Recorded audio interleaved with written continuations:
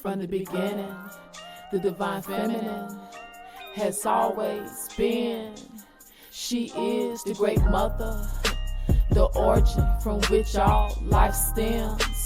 All praise the Most High. The royal is a meter. The royal is a meter. The royal is a meter. Tall panel podcast. The royal is a meter. The royal is a meter. The royal is a meter. Tall panel podcast. Two sisters doing the work of the Most High.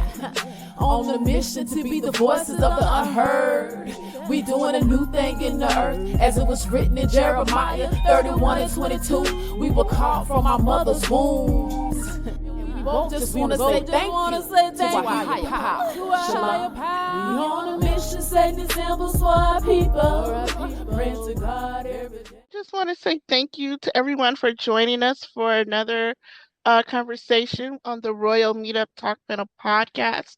We know you could be doing anything today, but we're glad that you joined us. First and foremost, I just want to say that in these conversations, sometimes we have people with, varying opinions, people from different beliefs and backgrounds, but just remember that no matter what it is, let's keep it respectful. We want to thank you and welcome you for joining us. We would like for everyone to introduce themselves, but before we do that, we are people of faith, and so no matter what the conversation is, we believe in starting everything with prayer. So if you don't mind, I'm going to have our other host, Sister Rafaela, to open us up with a quick prayer before we start this conversation. Peace and love, everybody. How you doing out there? All right. All praises to and esteem to the Creator who created everything. And we thank you all for your time. We thank you all for chiming in. We're gonna go ahead and start off the prayer with the Master's Prayer. I'm gonna start it off with Hebrew, and then I'm gonna come behind it and translate it into English. All those who can and will, sisters, if you could cover your heads, that if you can and will. All esteem. Hallelujah. Abanawa Shabashamayam, Kadash, Haya, Shamka, Ahaya, Malakwaka, Baba'a, Ratazawanka, Haya, Aishaba, Rataza. Kawahaya Bashamayam, Nathan Lanawa, Lakam, Kayawan Wasalaknawa. Kawawa Nawa, Kasalaknawa, Kawawa Yanawa. Wala Ada Baya Anawa, Bana Sayawan, a ball, Hawashai. Nawa Man Rai, Kayalaka. Hamalakwa, Waha Allah, Waha Dapala, La Awalam, Yam. Our Father which is in the heavens, we thank you. Our Father which is in heaven, heavenly be thy name. Thy kingdom come, thy will be done on earth as it is in heaven. Give us this day our daily bread and forgive us our debts as we forgive our debtors. Lead us into temptation. Lead us not into temptation, but deliver us from evil. For thine is the kingdom, the power, and the glory, and forever. In spirit and in flesh, so be it. Hallelujah. Hallelujah. Okay, so again, like I said, you are very welcome. We're going to do some introductions, and then I'm going to let you know what this discussion is all about. So I'm just going to call you out randomly as I see you. First and foremost, you don't have your name on there, but it says Samsung. I believe that's Mike. That's it. Big Mike. M Rock, the homie M Rock. That's how that'll be. What's going on, everybody? How y'all doing today? Man. Okay. And then, of course, I am Princess Ada. I am the co-host of the Royal Meetup. And next to me, we have our other host, Sister Rafaela. Go ahead and introduce yourself. Keep forgetting about that. Salakia, everybody.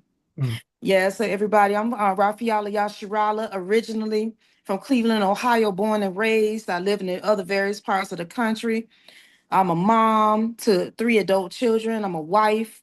I'm a published author, social media influencer, healthcare. I have a career in healthcare, entrepreneur, owner and the CEO of Truth Over Traditions Corporation and Donata LLC.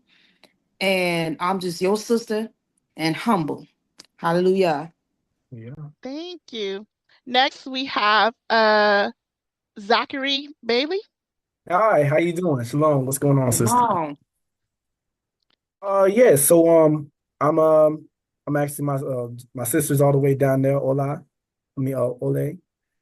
Courtney, that's my older sister. She invited me out to this meeting.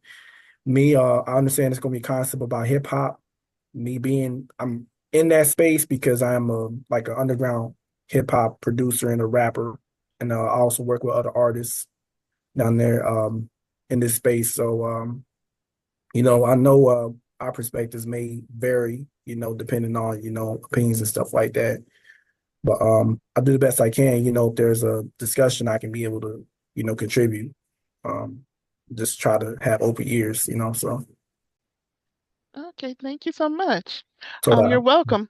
Next, we have Big Weeble. Hey, what's happening? My nickname is Long. Shalom, everyone. My nickname is Big Weeble. I was asked to speak on hip hop because my mother was a DJ uh, back in Alabama, and there's actually a picture floating around of my mother pregnant with me behind some turntables. Back then, they had the old 45 records. It was probably about big as a saucer at your dinner table, and uh, she took us. Her and Daddy split up. I grew up in Southern California, LA County, San Bernardino County, and I used to DJ in high school. So I remember what hip hop was in the West Coast. And as far as what it became, my opinion, hip hop don't exist anymore compared to what I remember it to be. So I was just on here to give my little opinion and really to came on here to just to see if anybody was going to push and point fingers at the where it started to change and where it got bad. Because recently, I think it was a has-been rapper, Special Ed, had went on a podcast somewhere and tried to blame all the negativity on NWA. Well, if you know the history of music, you will know that certain things was happening back in the 70s. Uh, NWA didn't come out to 88. And there was things happening in the 70s on record that some would deem to be negative. So I was just here to share my little wisdom and input on that if it came to that. All praises. Thank you so much. Mhm. Okay, next we have the Plant Lady. Shalom, sister. Shalom, everyone. Peace and blessings. My name is Sister Tangia Taylor, and AKA the Plant Lady, because I'm here to plant seeds of change, and I am grateful to be a part of this podcast today to talk about hip hop and where it has where it was and where it has gone, and it's good to see all of you. Great, thank you. Thank you so much for being here.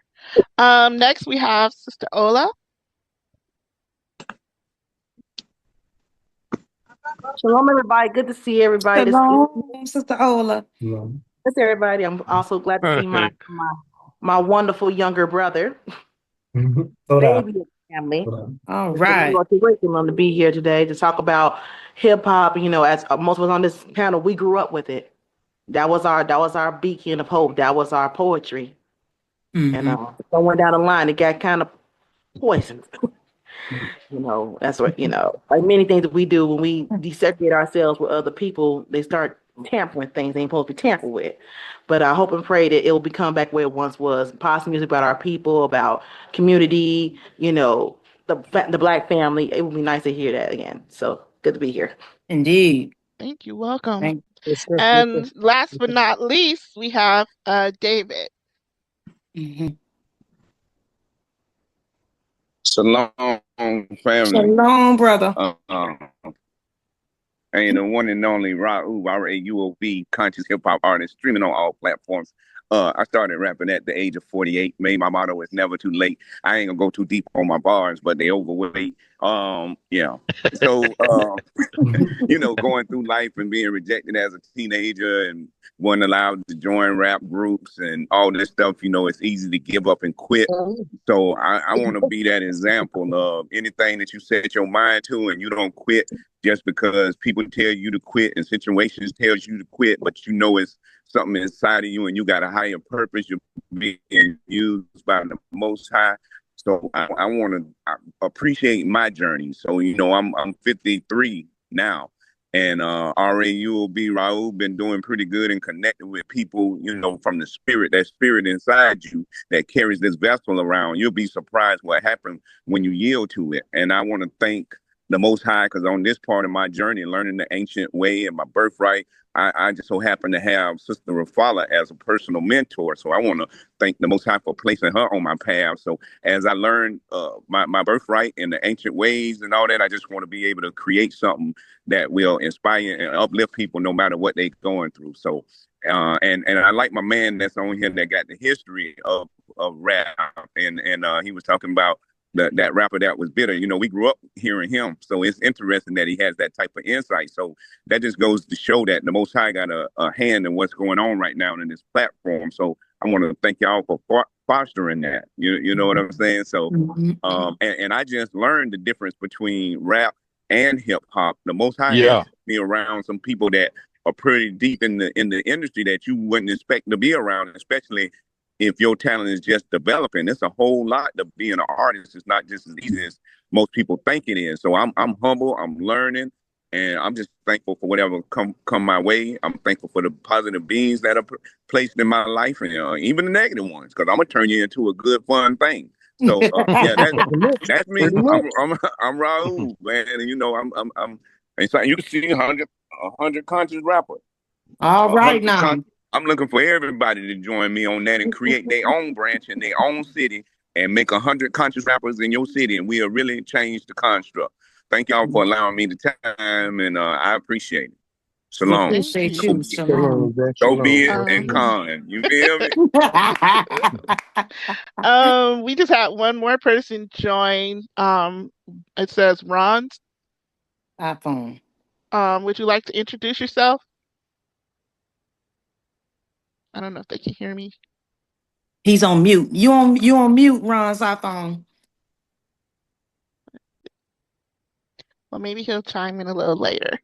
Okay, so we've got our introductions out the way. So I'm gonna go ahead and let's just start with this before we can get into where it has landed us as of present day. We got to go back to where it first started. Okay, so there was a debate sometime going on the internet with Fat Joe and some other people saying where hip hop even started. You know what I mean? Was it FBA? Was it Latinos? Da da da da. Right. So let's kind of touch on the origins a little bit before we go a little deeper. So is anyone here knowledgeable on the origins of hip hop? Because it might be a little older than we think. Hip hop has been around long before it was called hip hop.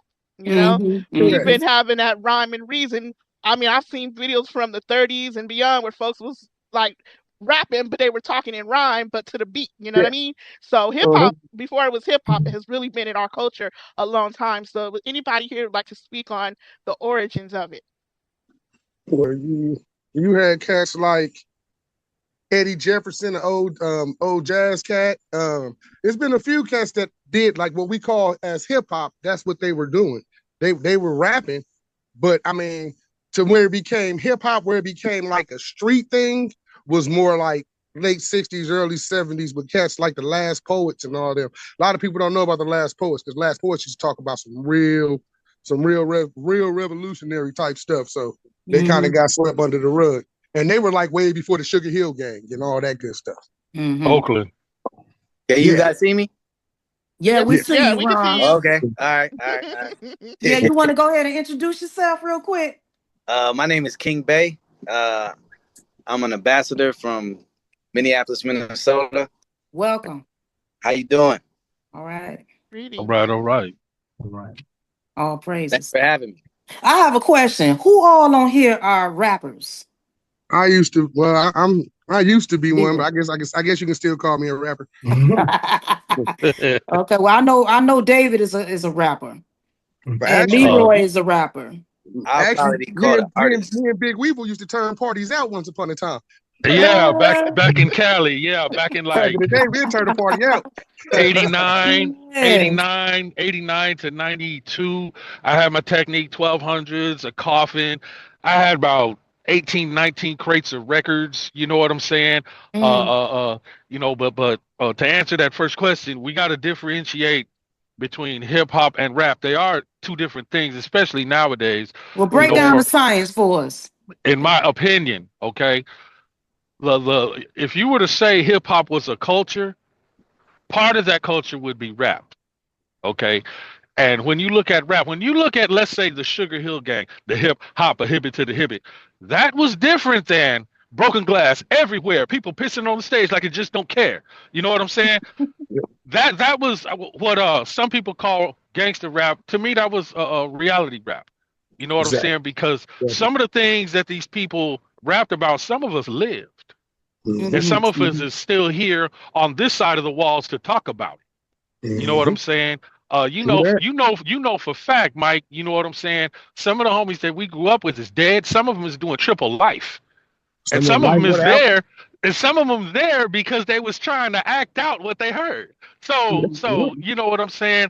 If I was to say hip hop as a culture, okay, there's no denying.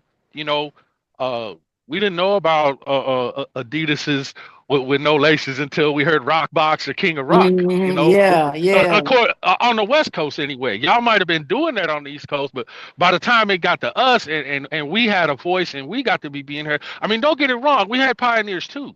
You know what I'm saying? Too Short drop Don't Stop Rapping in '83.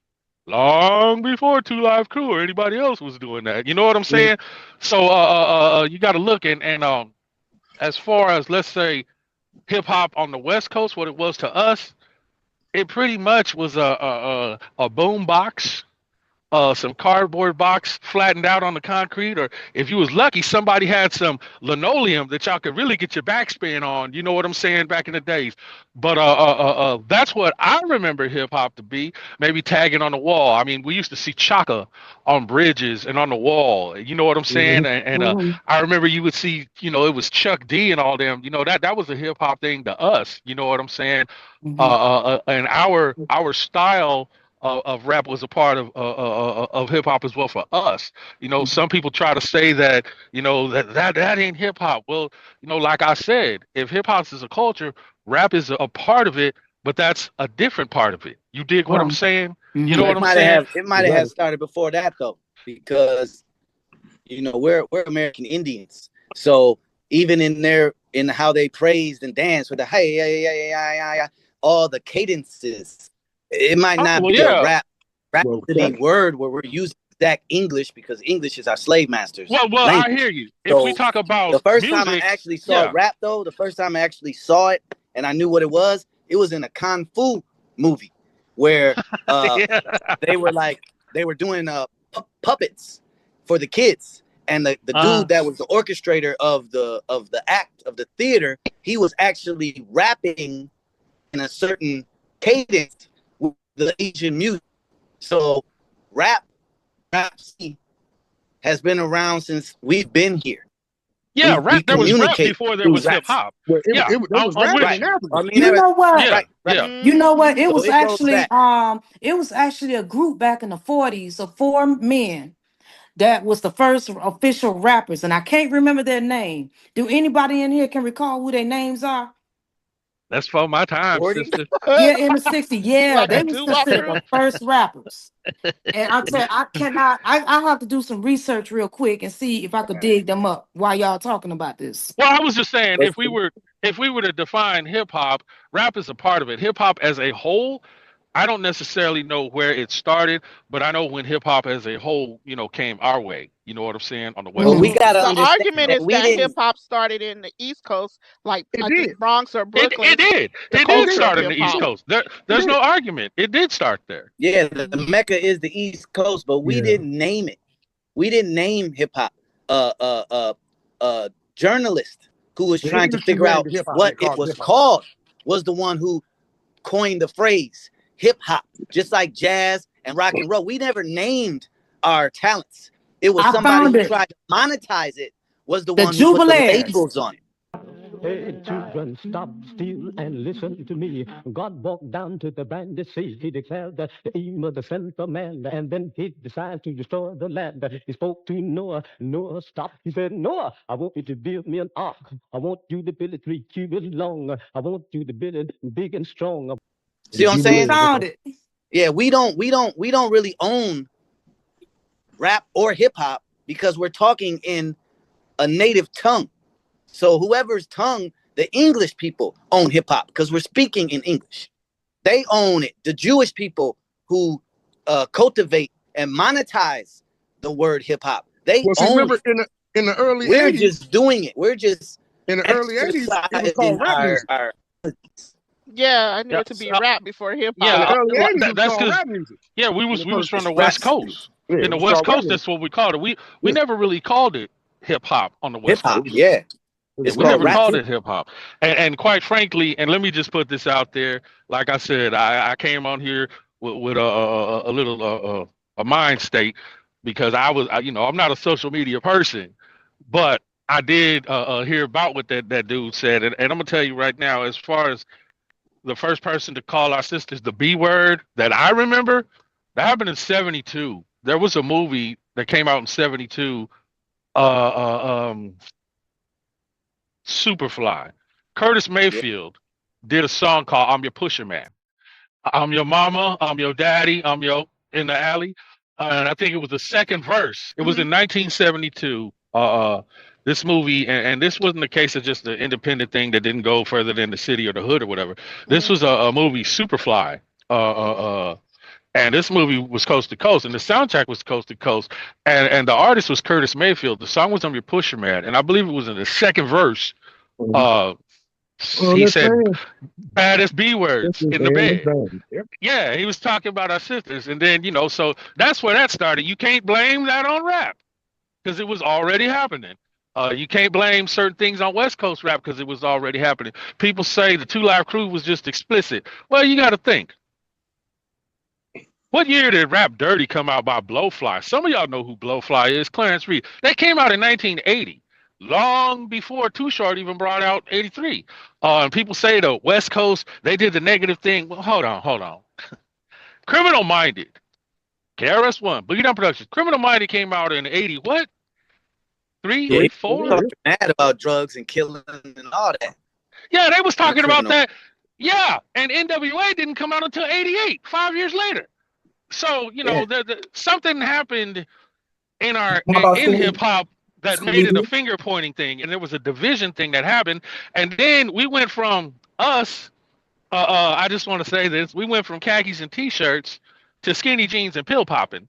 I don't know how that happened. Well, we know now that Crazy Bone broke that down when he was in a meeting with the executives and the people from the jails and the CIA. They knew that hip hop was a positive frequency, and they got together and they created a different narrative because they wanted to fill the prisons and control the narrative that we created. So they created gangster rap, or they fueled it, just like they're doing today with Sexy Red and Carly B. These huge organizations get behind a certain rapper that they can control, and then they push the narrative because they know how powerful the frequency of hip hop is. So even back then, I mean, even everything was created, by the Jewish. So they're the ones that created the chitlin circuit and all the performing and all that. So they are the ones that kind of control the narrative of what we call hip hop. So they're Well, behind all of the negative hip hop, the weaponized hip hop, the drill hip hop, anything that's positive. They knew that Tribe Called Quest and Brand Nubian and that camp was it was a huge influence on the children. Children were going to college and we were doing positive things, and that's breaking down the American structure. So they took hip hop and they weaponized it. And that's where you get the change from khaki jeans or white tees and khakis to tight jeans, because it's all a mind state, and because they are the behind it all. They're the ones that have the power to control the narrative of hip hop, because they control the radio stations, they control the television, the magazines, and they control social media as a whole. So they got together and they created the narrative that we live in today. And that's why a lot of positive rappers, you know what I'm saying, just like LaRon and a whole bunch of people that I know from here, have never been able to break through the ceiling, and we don't understand why. But because now that we see that Kendrick Lamar has took down the Luciferian demon Drake, and Puffy is now out of the picture, and now they are telling you and showing you this cultivated because positive effect hip hop is able to create. So what we're living in now is a controlled, monetized, weaponized music. And that's Anybody, why Right. the righteous. But it, but did it's not. anybody on here I, disagree with Brother Ron? But hold I, on, I can don't we I think. was I, I can was we I think. I can don't we think get that Brother it. Eric? He's been had his hand up forever. I don't even know how to raise my hand on this thing. He's I'm had too his old. he had his hand up for a minute. How y'all doing? Shalom, family. Shalom. Shalom. Greeting. I grew up in New York City when the rap era started. And like I was hearing somebody talk about, the break dancing and the backspinning and all that stuff. But when rap actually started, it was positive. It was basically telling about what they saw and what was happening in the neighborhoods. It wasn't about the selling of drugs. It was talking about the negative effects of drugs in the community. It was basically uplifting. And like my brother Ron was talking about, you know, rap and hip hop are two different things. Totally. Yes. Rap Yes. is actually a positive influence Absolutely. on the community, whereas Yeah. hip hop was a culture that's offsprung from rap, where you had where they took rap and we had a certain style of dressing, we wore certain clothes, and then they took that, monetized it, and took it out to the suburbs. Right. The kids out there, their parents didn't like rap music. So then what they did, like my brother Ron was saying, they had to create something that made it more palatable for the white community. So they created hip hop. That became a culture, and that culture is controlled by the media. Back when radio stations before they were 100%, controlled by the record labels, the radio stations played what was popular to the people in their cities. I grew up when Rapper's Delight first came out. I heard it on the radio, and it blew me away, and I enjoyed it. And then I grew up in the projects of New York, and the projects I grew up was called Smith Houses. That's where if any of those rappers at that time, if they were going to perform, they performed in my project. That's where Zulu Nation used to hang out, African Bambaataa, everything. They had a big chapter in the project that I grew up in. So I knew about, all of um the rappers that came out. You when Slick Rick basically got when he first came to the States and he started doing his rapping, and he was with the Get Fresh crew and Dougie Fresh and all the different type of the artists back then, where it was more like I said, it was more uplifting. Now, the finger pointing, as one of my brothers pointed out, was um, the East Coast, because it started in New York and then it kind of migrated down south. Then it jumped to the West Coast and then it started moving back across the southern states like Texas and everything like that. But there was different styles of rapping. What happened is, like they said, they had to create some sort of divisiveness. Whereas in New York, it was more about lyricism. In the South, it was all more about bass and booty shaking. In the West, it was more about they did the life storytelling, but they told more of a hardcore story because of the life that they lived out there, where the gangs were more prevalent. And when I tell people this, growing up in New York City, when I did in the 70s, 80s, there were no gangs. The reason that there was no gangs because we had mafia. Gangs create chaos. The mafia is a business, and the mafia will not allow chaos to survive. So there were no gangs. Now you had crews, but they were not like a gang. Your crew was basically who you hung out with, who you danced with, who you rapped with, and things of that nature. Whereas in California, there was really no mafia out there, so gangs was able to thrive. Same thing in the Midwest. After the Al Capones and everything got kind of shut down in Chicago and Detroit area, that's when gangs sprung up because they moved from the West Coast into that gap that was left by them shutting down the mafia in that area.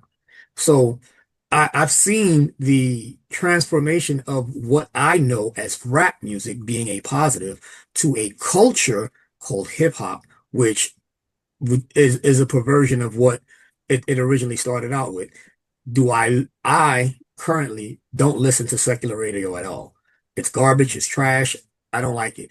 it wasn't Agreed. until it wasn't until I have younger kids, and they would tell me about Kendrick Lamar. I knew nothing about Kendrick Lamar. Then I heard some of his music and I was like, okay, I can deal with Kendrick Lamar. Um then I watched this halftime show and I really, appreciated him. But all this other stuff, like they were saying, females who started rapping at the very beginning, they were trying to be on par with their male counterparts. It wasn't all about a sexuality type thing. They didn't want to be known for being sexualized. They wanted to know for being to able to stand toe to toe with their male counterparts. So you had good battles back then. Then Foxy Brown and Little Kim came onto the scene where it was more sexualized. That was the precursor to all of, like you say, the Cardi Reds, the Glorillas, and everything like that. But that also was men. Nas was writing Foxy Brown. Jay-Z was writing Foxy Brown lyrics. And Well, Biggie that was writing, a part of the establishment, like you said. Jay-Z is a part of that establishment. Nas is Yes. a part of that establishment. Yeah. They knew that they had to do something to separate the men and the women, because the women were actually being considered equal to the men, and it wasn't in the best interest for the conglomerate, like you said, the Jewish folks that run the industry. So Right. you They had you to had have to a have next. something that was going to degrade the women. Yes. So you had in the South, you had Luke. He came out with, what's Don't considered, stop, get it, don't yeah, stop. Yeah. and like my brother was saying earlier, Blowfly, I used to listen to that back in the 70s. Yep. I Yep. used to listen to that back in the 70s, and And Rap most of the Dirty came out. songs Yeah. back then, most of the songs, but if you listen to a lot of the songs in the early 60s and early 70s, they were just as sexualized. It just wasn't explicit, because the Isley Brothers, that's all they talked about was sex. Yeah, I agree. But Dolomite was explicit. Yeah. Blowfly was explicit. Yeah. Pigmeat Markham, Leroy Yolanda and Page. Skillet, But they weren't. Yolanda They Page. weren't. LaWanda Millie Page. Jackson. You They had weren't pushing the forefront. Yeah, you also They had weren't. Millie Jackson. yeah, very explicit. Yeah, Very, but very So explicit. They like weren't pushed to the but forefront though. You those had other. things were not put on the radio. We had to that part go right Yeah. buy there, their that part right music there, it in wasn't on the order radio. to You had to hear buy the Well, them. album. You Ghetto You had Boys to went go quadruple buy it. platinum with no radio play. you didn't hear they music was not played for No. everybody. Their Right. music was played for grown folks. You had to go Not get the record. I mean, you had to relate to them. You Yeah. didn't, so them trying to when people try to compare older music back in the day, one thing I can say, yes, there was very explicit music way back in the 60s. You had Betty Wright. You had all of them, singing about their first time and things like that. But those people got paid for their music to tell a story. Correct. It wasn't put on the radio to be exploited and or to influence the young minds. Those people were speaking to the older crowd who had went through that. Now, this music today, it is like Luke was not hip hop. Luke was rap, straight gangster rap. He was, pop that coochie, excuse my language. That was booty rap. That wasn't gangster. That was booty. Yeah, that was pimp music. That was not hip hop or anything like that. From the hip hop the hip hop that I know, the hip hop that I know is getting a cardboard box and you break dancing and pop locking and things like that. Today, hip hop, people have taken hip hop and trying to put it with rap when hip hop is culture, rap is garbage. Well, does it not In seem my like opinion. hip hop, or has kind of taken on a persona of? I was just saying this the other day. Back in the day, rock and roll had a thing of sex, drugs, and rock and roll, right? Exactly. And they had an image, and it was always a horrific looking image. They look scary, Exactly. So when you look at rap now, isn't that what they push? Sex, drugs, and they look scary, like punk rock and with the alcohol, tattoo face and the all they did was took on. All they did was took on. Look at Guns N' Roses. Look at all look of like them heavy kids. metal, punk rock, All heavy of those metal. E.G. Allen. Yeah, all of those people. Yep. So now that we are taking on the tight pants, because them men wore tight pants on there with chain, and they up there with their fingernails painted. They Prince got used to black wear that stuff. lipsticks on. They got Prince used to wear. earrings. They Prince they used to they have all doing that all stuff kind on. of stuff. But but that is the their kids was listening to that. You could go. I used to go to some of my Caucasian friends' house, and they have Kiss and all them people on their wall. Yeah. Yeah. Mm-hmm. So, The difference they is though, call that the is this is gothic the difference era though. or whatever it was. But now, since our culture have taken it, and Another level. let me see what I can say. I just feel like they have mimicked these other cultures when they coach. That is not our culture. Our culture do not degrade ourselves. Mm-hmm. We do have buck dancing in culture. Well, buck dancing come from Africa, things like that. Where the women were gyrating, but they were gyrating in a way where they were speaking to the ancestors. Mm-hmm. And things like that. So they have taken our culture and just sexualized it, Mm-hmm. demonized it, and just sad all the way around. I agree.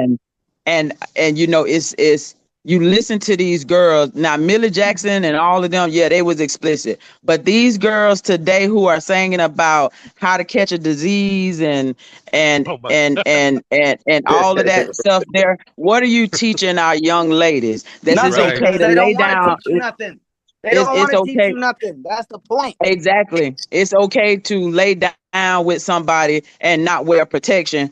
All you got to do is go to Planned Parenthood, and they're going to give you some medicine. And then you come back and do the same thing over again. Like it's no consequences behind your actions when you out here free willing and just allowing these people to dictate how you live your life.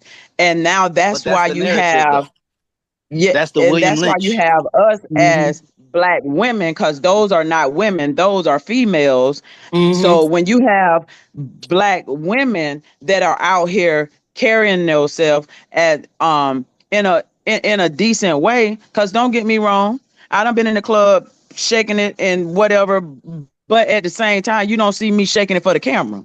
Mm-hmm. And Hmm. it's not how you do it. It's not what you do, it's how you do it. And back in the day, our grandparents and everybody had dignity. Ain't nobody want didn't nobody if you were a freak, it wasn't everybody business.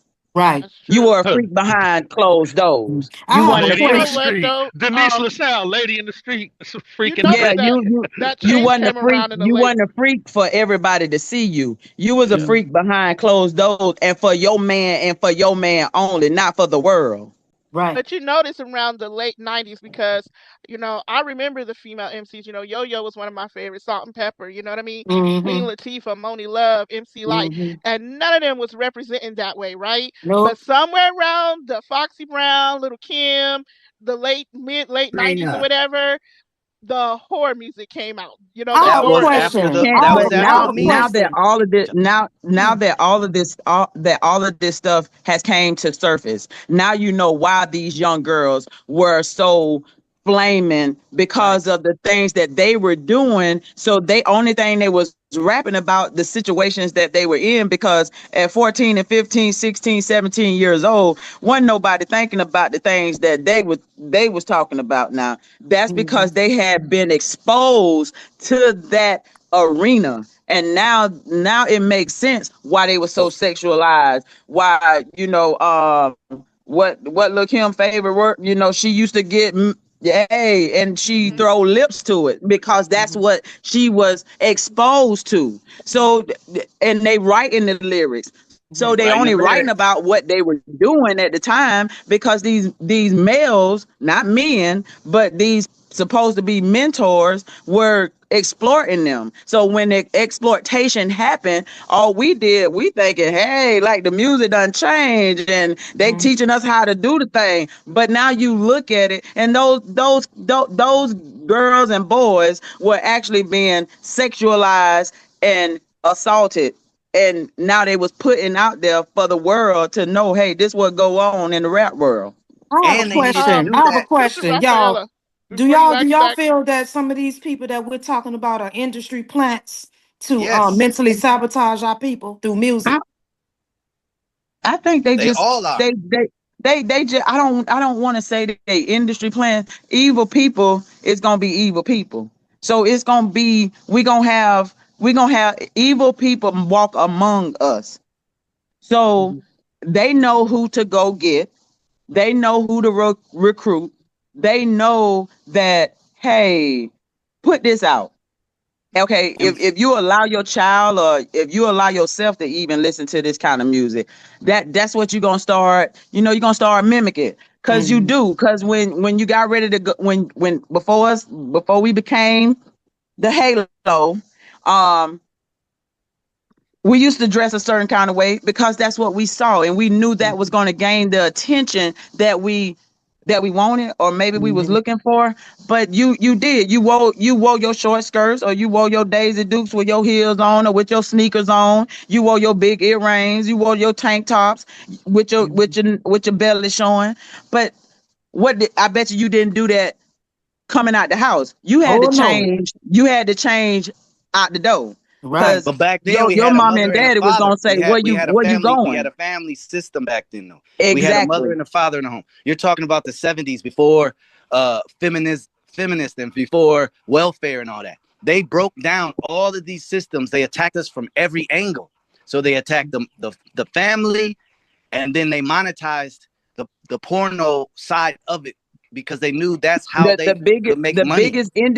biggest industry plant it was that they put in the community was rock cocaine, Yep. and that tore up the family. That was it. But It wasn't it was more than cocaine though. It was cocaine, it was feminism, it was Welfare. welfare, it was government assistance. It was all that at the same time. They had 9 or 10 or 11 different angles that they hit us with. And then we were so running around in every different angle, just like it say in the Deuteronomy, that we didn't know what was going on. So they had us distracted, and then they Mhm. continued to bombard us with these different levels of how they control us now. I agree with So both I of think y'all. everybody is right. Everybody Mhm. Yeah, no, I agree. with your But idea I is just feel like that, with the industry plants, it was when they drop that package off in that community, and they say take that pack, and they say run it back. So when they put that pack in the community, fathers and mothers, there was no more fathers and mothers. That's how they broke right, up our home, right. because now you got your mama and your daddy out running around looking for a crack rock, or Yeah. now you selling your daughter. Now your son got to go out and try to make some money for the household because your mama or your daddy done sold all your food stamps, or But it was or also a product. Just like you said, food stamps, it was a product. So they knew what they needed to do.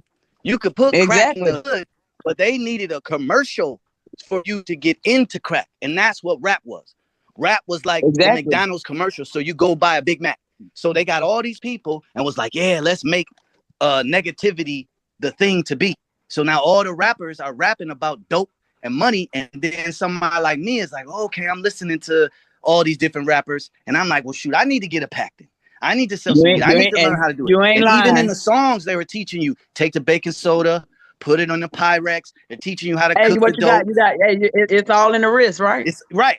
So they were giving you the blueprint to become a drug dealer. They were Make giving crack you Exactly. the like this. know-it-all, and Make crack like they were this. giving you what you needed to learn how to be a criminal, because they said, okay, the other generation is teaching them how to read books, go to college, read the Bible, learn who they are. And that was scary. The scariest thing for a European or a businessman is a smart melanistic person. So they're like, nah, we got to break that down, and we got to create this hip hop so then they can be distracted while we push the drugs into the community, put Exactly. more police in the Yeah, community, and um, break down the women and exactly. everything, you, break down the parents. So now the woman is like, oh, I don't need you in the home, but they don't know that they're being hypnotized by the But music and the commercials who do and they all break that. down first? They break Yes, down the man first, because once they Mhm. they break got down the to. man, the woman gonna be she gonna the woman gon', she do need that man. Cause how many mamas needed a man to go to work and paid bills? Back then, for sure, Whoever sit because up and say women they don't need no man in their house, they is a story, because you do. It take two to take care of the too. family. So once they It get take a rid of whole the head, village. what happens? The Yeah, you're body dead. gets sick. You guys, hold on, hold It on. I takes a need whole to. You community. guys, hold on. I'm sorry, because I know this is a very passionate conversation, but we got other people keep raising hands and lowering them, and we got new people Okay. coming in. So Mm. y'all, let's try to give everybody a chance to say their piece. I know Big Weeble, you did have your hand. Did you still want to give your thought out? And after Oh, that, sure, Sterling sure, Shaw came sure. in, and I wanted to know if he wanted to chime in. I just want to say that a lot of stuff that's being said uh was kind of predicted on a song in 1992. Uh Ice Cube's second solo album, Death Certificate. He had a song on there called Us. Mm. And this song predicted a lot of things that's happened to hip hop now. He said, I'll just quote one of the lines. I urge you all to check that song out. It is very deep. He said, pretty soon hip hop won't be so nice. No Ice Cube, just Vanilla Ice. Mm. Uh, who do they say is the best rapper nowadays? Who do they say? Y'all. Eminem. Eminem, Uh-huh. Eminem. Uh-huh. Mm-hmm. And what is Eminem? You see, it was predicted back Vanilla in Ice, 92. Ice, baby. Yeah, it was predicted in 92 a lot of the things that would happen. You listen to that song, he says, who unleashed our animal instincts and got them sitting there tickled pink? Right. Laughing at us on the avenue, busting caps on each other after having brew. Okay, you got to listen to that song, and it predicts what happens. Y'all notice there's certain artists who make their songs, and you don't hear no scandals about them. They're not part of the club. They're not part of that agenda. They say what needs to be said, and they shut up. You know what I'm saying? So in that song, Us, we've in this discussion, we've done a great job of identifying the problem. However, I believe the solution is us. Okay. Nobody puts a gun to our head and says, wear skinny jeans and pop pills. Nobody puts a gun to our head and says, go to O Block and shoot up everybody you see just because. Nobody says, hey, go sell this to your people. Nobody says, put your wife on the corner to sell her body. Nobody can put a gun to your head and make you do that. Okay. We not scared no more. And we walk around with an encyclopedia in the palms of our hands every day. There's no reason to be ignorant. And I just wanted to share that with y'all, my little take on hip hop and and and Respect. and Well, and, you and know what? us. I thank you for that, because that leads me to my next question. Once upon a time, hip hop preached about, or when I say preached, but spoke about us being gods, right? But Right. now in the new time, it seems like they're just godless. We're They're devils. God. There's no Yeah. God in the So wild. Yep. so how did it go from the culture of where, especially on the East Coast, that was really the thing of being a god, right? Even Yep. addressing each other as gods, right? But now everybody, Yep. I hope YouTube don't mess with me. Everybody's a nigga. You know what I mean? If they ain't a nigga, they're the B word, right? Right. You're Mm-hmm, either a nigga mm-hmm. or a B. Them the two categories. We was queens, we was gods, we was, everything. We was Lord, you know what I mean? Brother, Yep. even homie. I don't even think homie is it even a thing now? Is what's up, my nigga? Do we even say No. my homie? They call it you know? fam. Fam. What up, fam? You know? Bruh. And to see, They this say is another fam. thing. This is another thing. The powers that were, who were in control at the time, they understand that the English language is a language of spells. It's a backwards language, and That's they know right. that's how we cast spells on Come on, talk about ourselves. it. Talk about it. So, how do y'all feel about the energies behind the English language that's being spoken over us collectively as a people through rap music? So All the does spell. that have something to say about us going from gods to this then? But once again, that takes us back to the meeting that they had in 1991. They had a meeting and they knew where this hip hop was going. They knew that it could change the minds of the youth. So they had to turn it and monetize it into shaitan music, Luciferian music. And that's what they did. Because we have no power. We just have a voice. We don't have the logistics to control our creation. Since the beginning, they've been patenting all of the things that we do. They put us down because they know in struggle is where things are created. And we are the creator. I have Right? another question. Should we say we haven't mentally put together the concept to have the power because we have it. If we can be experts on the problem, then we can be experts on the solution. Just like we Right. can break the problem down and how they engineered it and everything, we can engineer the solution. You know, like That's many right. of you have said, we know the problems. Now it's up to us to create the solutions. And in fact, we can learn from the blueprint that they use to trap us. I think that's why the scripture says no weapon formed against us shall prosper. Like, when are we really going to start living that? And The ye shall scriptures do always, greater the works. scripture also said that Mhm. we are going to die because of the lack of knowledge. Mm. So yeah, we can read the lack of scriptures, knowledge. but if we We gonna don't perish. listen, that's why we're in the predicament we're in today. Because we never have listened to our creator. The creator made it simple. You do these 42 things, you're on my side. If you don't do the 42 things, you're going to be cursed with 42 curses. And you become his And enemy. that is what's happening to us as a people. We are cursed. It doesn't have nothing to do with the white man. Everything that we do, if we're not doing it in the sight of God, is going to become a curse to us. And that's what hip hop has become. Hip hop has become a curse. How do you factor in the encyclopedia in our hand like the brother just spoke of? How do you factor that in with the 42 laws and all of that stuff? Because of the ignorance. It doesn't matter if you're in a library. If you are refusing to whisper to change your life, it's all choices. You have to choose to do bad and you have to choose to do good. You have to choose to love and you have to choose to hate. But right now, because of where we are, and we're not a group of people, we're not a nation. We still say we're black people. So much other things that we have to correct in our own house. To think that we can correct what has been given us or put under, it's futile. We have to come together. We're still calling ourselves Hebrews and Moors and Muslims and black people and all this shit where they don't do that. All of the Jews are Jews. All of the Christians are Christians. They are together holding us down, monetizing us, and feeding off of us because we refuse to accept the knowledge that has been given us in the basic instruction before leaving Earth. There's not enough of us not all that are Christians following the Christians laws. either. See what I'm saying? So then we can get out of the predicament that we are in. Now, I'm not a Christian. I'm not a Muslim. I'm none of that. But I've read all the doctrine. Check So this I out. I know the got a mistake. question, y'all. Have y'all noticed that in the last 10 years, rappers and preachers have been falling dead? That's right. Like spontaneously, like at a drop of a dime. Because whoever's speaking in that white microphone is influenced the people's thinking and their reality, and they done took on the responsibility. So do you feel that's what's the cause of their deaths all of a sudden?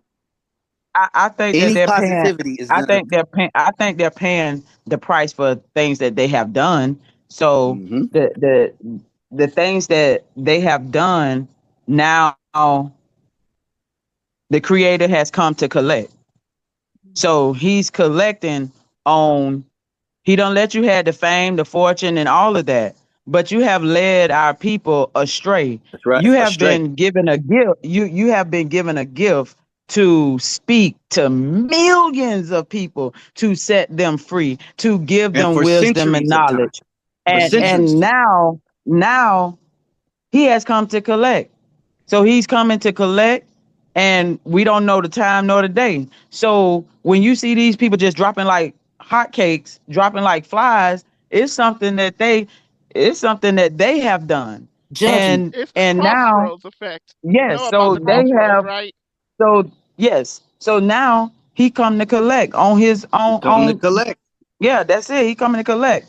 So That's if an old thing because even if you know about blues and things, that was something, the proverbial crossroad that they would go and basically make a deal. Big Weeble, you know about this and speak on it. Them crossroads. I think Robert Johnson, a young blues guitarist back in I don't know when they did make a movie in the '80s called Crossroads Yeah, they about did. that. Yeah, they Yeah, did. wasn't it Oh boy, can he Bone, talk? Bone Thugs and Harmony got a song called Yeah, But Robert then that Johnson supposedly. they go down to Meet that Me at the crossroads to make that deal. Crossroad. Yeah, Yep. a lot of Meet people me at say the that's why crossroad. Smokey Robinson still looks so good. They say he went to the crossroads. Hey, after Gold Thugs and Harmony did that song, They Yeah, didn't do any that's more Bone songs after Thunder that. Humming. Meet me at the crossroads. After they did that song, they were done. If you think about it, that song was so righteous that after they made that song, they cut them off. Because think about it, when we were little kids, we was listening to rock and roll. I'm 52 years old, and the same rock and roll songs that I was listening to when I was 4 or 5, they're still playing today. So they know the power of music. It doesn't go anywhere. So when you make righteous songs, like Fam said about Criminal Minded and what all these people are doing, they had to take those songs away.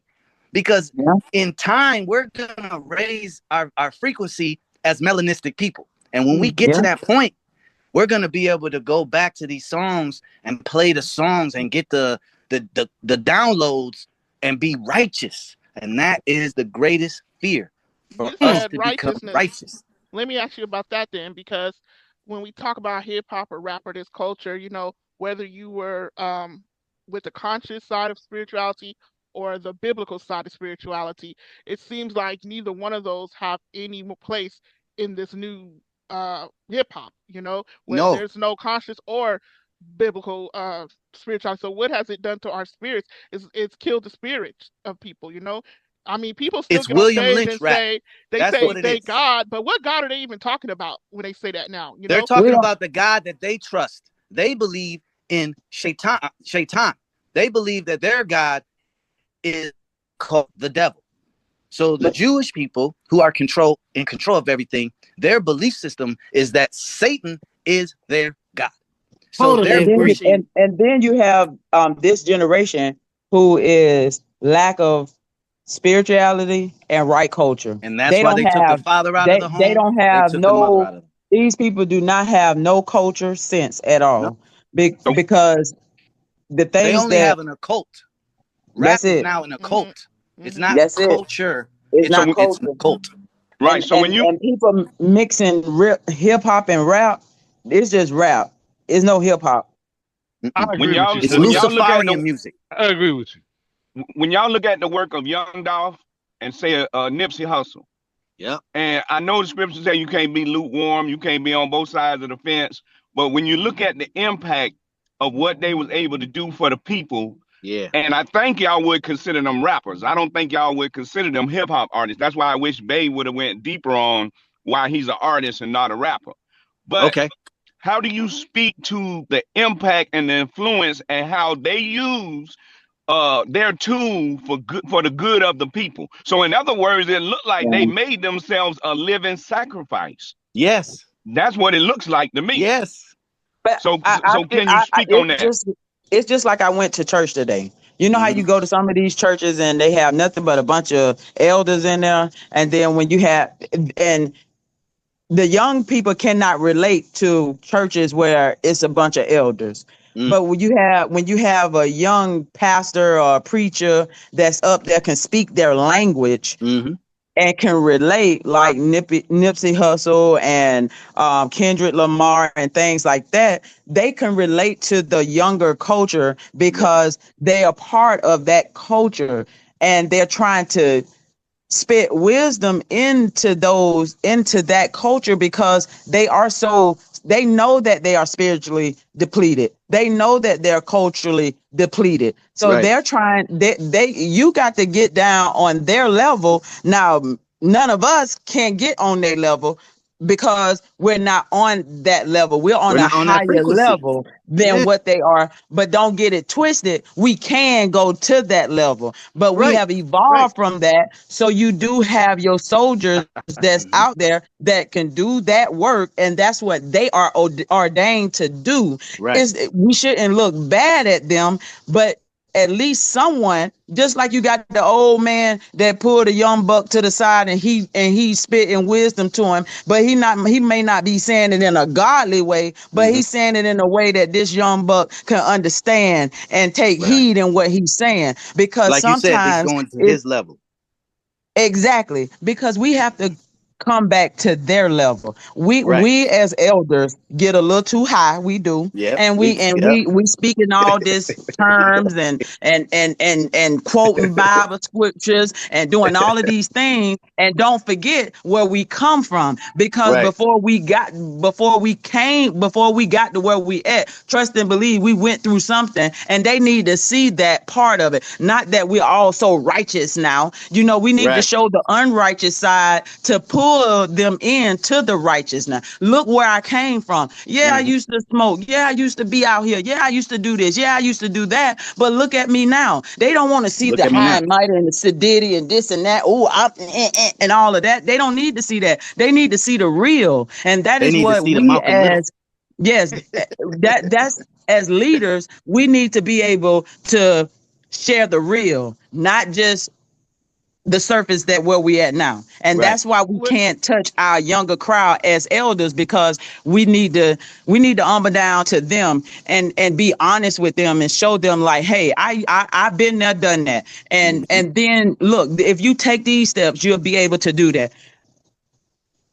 And I'm gonna when land it my plane. okay, when it comes to that on a spiritual level, far as like, church or, people of biblical faith, right? I understand that you want to show them where you've been, or kind of like come to a level where they understand, but we almost also have to be careful with that, because you don't want to compromise the word in trying to reach somebody, Mhm. because like, for instance, when it getting back on this subject, hip hop, right? We have a lot of rap music now in the churches, or even like in the truth. But I was saying how sometimes I can't differentiate between, is this gospel or Christian or Hebrew, or is this secular, because it kind of sound all the same. You know what I mean? So Yeah. even if you're trying to reach somebody, even if you're using that form, you have to do it in a way that still keeps the holiness in it. You know what I mean? Mm. But when Yep. you hear I've heard a lot of Christian and truth music, hip hop artists, it sounds like worldly music to me. Ain't no Ruach Hakodesh on that. So I'm trying to understand, should is that even a form we should be using in our faith? And if so, have they made it too secular? Mm. Well, sister, Good question. i- if I understand what you're saying, uh, uh, uh, part of what the other sister was saying about how to talk to people, I think that's a Colossians 4:6 type of thing. Let your speech be seasoned with salt and grace, so you know how to answer any man. You gotta know how to talk to who you're talking to. I feel you on that. Right. Now Exactly. the question about it's kind of like the rainbow. Hmm. We know what it represents, Mhm. Hmm. but we know what they try to say it stands for. You Hmm. dig what I'm saying? So are we supposed to stop uh, uh, uh, teaching what the rainbow is according to the scriptures? No, Hmm. No, exactly, Well, no. what exactly. we have to do. So I would say, excuse me, brother. So Oh, I it's would okay. say the answer to that question is, as far as what avenue you reaching or teaching or spreading the basora in, Hmm. Mm. if that's where if the Most High wants you to shine in that area, that's where you shine, Right. Hmm. and you shine until He tells you Yep, to move somewhere else and shine. Right. Hmm. So exactly. I remember sister back in the days, way back in the day when I was in a different walk. She was putting together a church program called "Take Back the Rainbow." Hmm. Mm. Okay, and that was a bold statement back in the days, because that's when these alphabet people had all the rainbow stickers on their cars. You know what They I'm saying, flipped and it. everything else. They Yeah, yeah, flipped yeah. the rainbow. They Okay, put the purple on so the bottom. so Yeah, I know what you're talking about. so when she approached the pastor saying she wanted to put together a program called Taking Back the Rainbow because it belongs to us according to the scriptures, he said, "Wait, hold on, sister. We gotta be careful how we deal with certain issues now. You know, the times have changed." And to me, I thought that was the biggest cop out. But he's I a was like, 501c3. He's a Hmm. 501c3. So you know, he can only go with the curriculum that the 501c3 allows him to do, or he loses his funding. So when Yeah. you deal with preachers, it's a business, just like the music business. I think we're getting caught up in two different things. Okay, but hold yeah, on. Uh, yeah, you're I right. want no, hold on, hold on. But I wanted you to finish your thought too, because again, I don't know. Maybe let me clarify it again. We there. I feel like all music it comes from the Most High. He gives us our gifts, right? yeah, And it has been adulterated, over the years. So right. I'm not saying that you can't have hip hop, righteous hip hop. But what I'm saying is a lot of it it's not sounding righteous. It's not giving righteousness. It's giving secular. Right. I've heard truth artists rapping, cussing up a storm, and I'm Yeah. like, you talking about the Most High, but then you talking about, F and Yeah. Diddy, and I'm Yeah. just like, So so like yeah, DJ Plant Lady said, you can use the those music, are but keep it industry righteous. plants. Just like DJ Plant Lady said, those type of people, those are the industry plants. The Because all you tares gotta do, the tares amongst the wheat. right. So all you really have to do with anything is look at the intention and the actions of them. Don't listen to the words. What are their actions? And they're gonna show if they're a goat or a sheep. Mhm. I So like in that, brother. I all like that. industries, we don't own any of these industries. And that's the problem. We don't own hip hop, we don't own rap, we don't own social media. We have nothing but the articulation of our thoughts and our voice. And they have monetized our brilliance of using their language to speak to our people. So once they realized that we know how to articulate ourselves so we can free our people, they needed to create these industry plants so then they could control the narrative. So even in Christian rap or whatever you want to call it, those people have these huge billion-dollar industry people that we don't even know the names, and they're ones that are sitting in a room with 13 or 14 people, and they're like, this is what we want this music to sound like.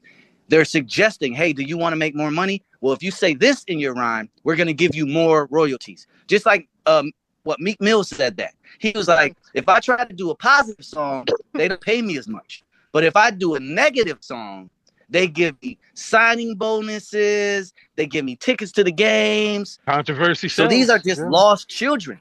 They're just the lost children. And it takes us in these conversations and for us to come together to create a new council, a new Jerusalem, so then we can fight back. Because this is a losing battle. They have everything that you can think of already locked down. Like if we were a spacecraft like NASA in space, every single protocol that happens in space, they go to a book and they say, oh, if the what's the name over here blows up and the wave comes, they know what to do. And that's what we don't have. We don't have the ability to see what they're doing and then change it and then create the narrative and monetize the positivity. And that's the problem. They're so ahead of us in controlling our narrative or finding this thing that we're about to do. They just go ahead and monetize it before we can even do it. That's why they say fam already and all that. You know what I'm saying? They're so ahead of us. You know what I'm saying? I wanna because certainly y'all, I'm looking at the screen and I know you got something to say, so I want to hear you chime in on this. I've just been listening. I have never, and I'm talking about basic math. A negative and a positive equals a negative. Right. A negative and a negative equals a negative. So I don't see getting that within the system trying to change anything from a negative system. Yeah. Once you in it, negative. once you in it, you're negative. Yeah. I don't care how positive you think you look. I mean, I've never seen, I've heard politicians say, oh, I'm gonna get to Washington and we're gonna change Washington. Until they get to Washington and they don't change Washington. Right. So I've never seen only on the status of what you are is what can change you. Meaning, if you are an institution, the only thing that can change an institution is another institution. The only thing that can change a government is to go to war with another government. And lose. So that means that as a people, the only thing that we can do is change the individual. Thank you. Come on. You start with yourself, then start with your family, and then raise your kids, and then start in your community where you are, not the world. I don't care about YouTube. I don't care about Facebook. That ain't my business. We'll never have the power to change the world, not Negroes. I'm specifically talking about us. I'm not talking about the world. I don't care about that. So with that being said, right, when I look at hip hop now from 43 years old, the only thing I can do now is not throw the baby out with the bathwater. Meaning, when I get to hip hop, first off, I don't know who said something about the South. I'm gonna get to that part because I'm from the South, from Mississippi. Luke is not considered the South in Mississippi. Luke Skywalker is not the South. He's from Miami. We consider that the East Coast in the South. That's the East from the South. We don't consider that the South. So we're going to keep them over there. And we're going to talk about them in a second. But when, as an individual, I can go through rappers and find the positive because they are, I'm going to give my people grace and mercy. How many of us, you don't got to answer the question, but how many of us have chosen to do things based on the circumstance in which we were in? How many jobs we took that we didn't supposed to take? How many things we've done in the street that we ain't supposed to do? How many relationships we were in and we ain't supposed to be in that relationship, but we did it according to the situation and we wanted the Most High to have mercy on us. So when I look at these rappers, I don't look at them from an industry. I look at them from the individual, and I'll go through their catalog and I'll see if I go through their catalog, was they talking about anything concerning me? I'm not going to take all of Tupac that there is because a part of him was crazy.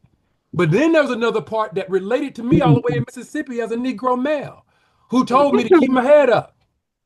I'm gonna look at who's speaking, and then I'm gonna go through their catalog, and I'm not gonna throw the baby out with the bathwater. And I'm gonna just, if you don't mind, please, since we're talking about hip hop, let me read something from somebody from down there in Florida, right? This Trick Daddy. And he got a song called America, right? And on one of the verses, one of his homeboys was on the verses. He spoke about okay, here it is. This is a friend of his that was on the song. So I want you to hear this part and tell me, do you relate to this? And do we relate to this as a people? He said, you only got $2 and give less than an F, then you's a nigga. Got a nice home and a Lexus truck, you a nigga.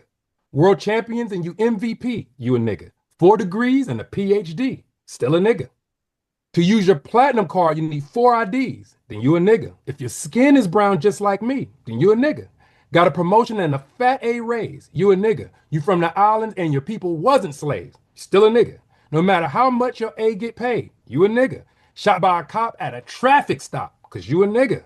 That's why I hold toast too. I see by coastal, international, they into catching you when satellites is deep in space. Now, who invented niggas in the first place? And said America's the original birthplace. Who getting 10, 20 life on their first case? My niggas. So that verse let me know that in the midst of that whole crazy album, there was somebody still thinking. They still thought. Individually, they could see us as a people. Individually, they could still connect. The industry is just a means for somebody that's broke to get paid because that's where the money is. That's it. Ashkenazis got the money, and that's where we go.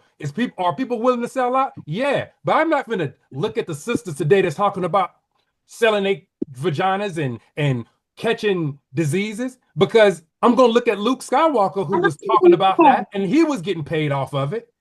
The women are a byproduct of a man.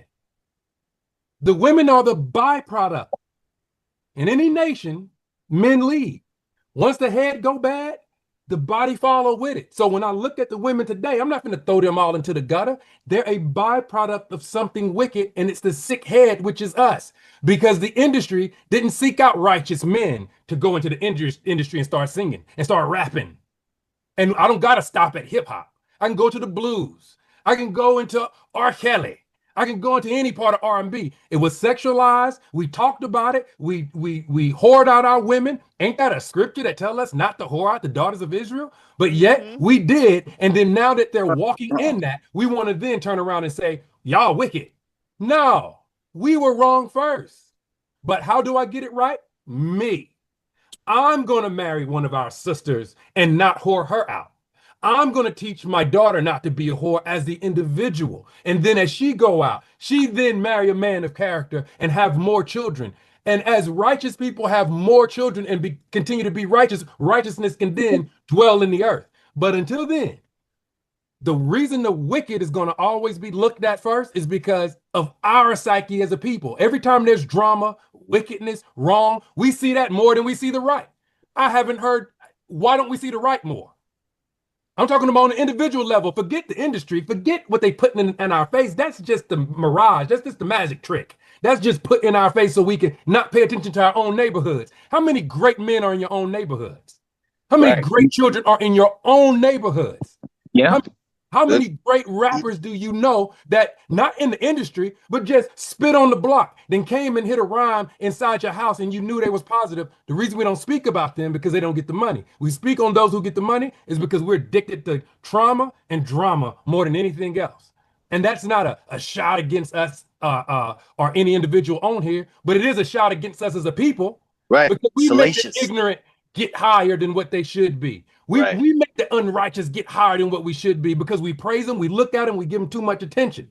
But if you do not pay attention to the wicked, it's just like a child. If a child is acting out as a parent, do you pay attention to them or you get them in line and you don't pay attention to them and then whoop them at the house? But all I'm saying is the condition that we see as a people, we know it's a weapon against us. We know it. What are we doing as an individual? How are you protecting your household? Not the world. I can't change the world. I can suggest. I can speak. But it's not like I'm against you, DI plant lady. I'm not against you. I'm not. Don't think that. I was hearing what you were saying. But I've never seen a prophet. I've never read about a prophet going lower than what they were in order to draw people to the Most High. They always stayed where they were. And as we accept it on jobs, we accept that from other ethnic groups.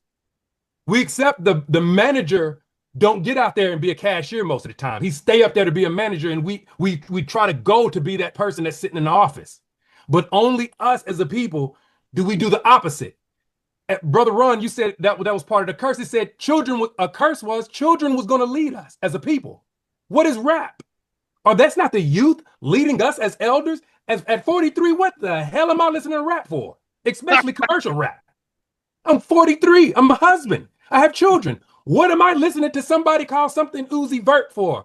Named Lucifer. Why am I listening to that? Why, as a grown woman, is somebody named Cardi B or twerking your behind with a vagina? Why are you even paying attention to that? We pay attention to it and it gives it life. And as an adult, I'm going to stay an adult.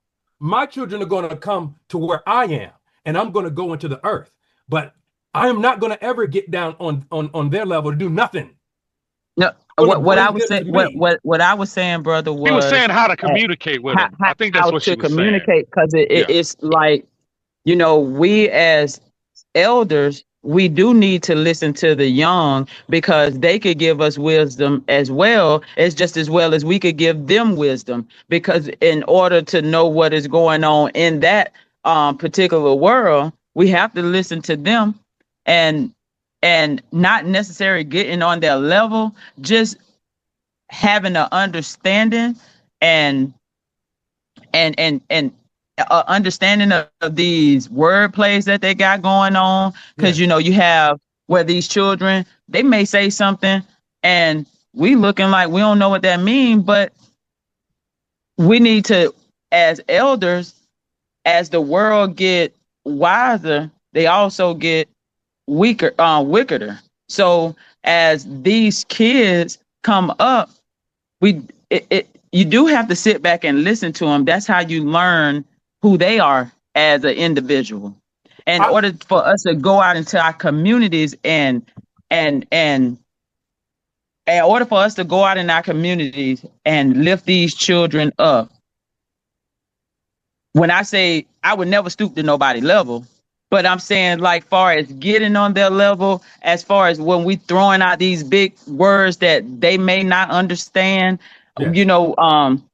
things like that. Never, I don't never want to get out of character or get on that level. I want to get on that level of mindset of where they're at, so I can reach them in a way that they can be reached. And I just had my trial and tribulation this whole 5 days. And these little kids, when I say that I wanted to give up, and because they were so BAD and they were so ill-mannered, they were so disrespectful. But each day that I came home and I prayed, all I can hear is do not give up on them. Do not give up on them. Do not give up on them. So each Hallelujah. day that I went there, I had to find a way to touch them in a way that that they can relate. Not standing up there being a disciplinary, but also being able to ask them questions, asking them how they feel. Now you could take that and turn it around where now these kids can say, all right, she can relate. You know, now she's more of a mama figure than somebody pointing their fingers all the time and saying, sit down and do this. Once you listen to these kids and see what they're going through, you know, now you have to turn the tables where we are able to speak to them in a way where they can relate, not not conforming to their level, but relating to them is what I meant. And what you said about us fixing the solution, absolutely. We got to fix our house before we can fix anybody else's. Sister, if I could say this to DI Plant Lady, Mm-hmm. I wasn't disagreeing with you. I was agreeing with you. I was saying that the way I was forming my words, I was speaking on something you said, but the way I was structuring what I was saying, I didn't want you to take it No, as if I was absolutely. disagreeing with you. You were Oh, saying, no, not at all. okay, This is all we all are here to listen and disagree. And also we all have Resolve. opinions. We all have right. This is how we come together as strategic planning and being able as leaders to go in our communities and and effectively apply our solutions to our communities that we touch.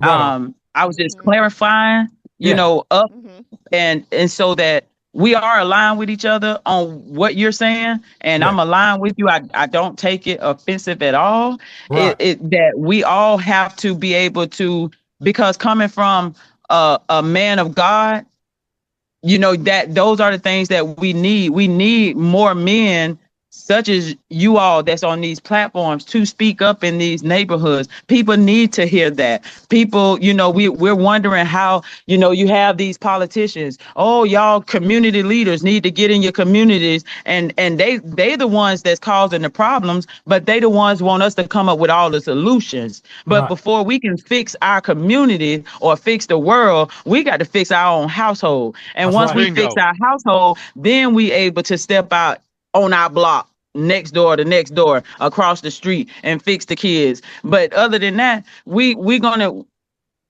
we on a ladder that's going up, and we're gonna fall back down, because the more that we come up with the solution, the more they're gonna throw a monkey wrench out there to make it just more harder, so we cannot reach our children.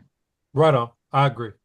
Brother Zachary, yeah, Mhm. now that you have heard everything we've said, because I think you might be the youngest in the room, why don't you give us your perspective from your generation? I don't know, what is it, what are you, Gen X, Gen millennial? Z, Gen Well, Z. I don't know why I'm considered because, like, I mean, I'm 29. I'm 29 years Oh, old. he's a millennial.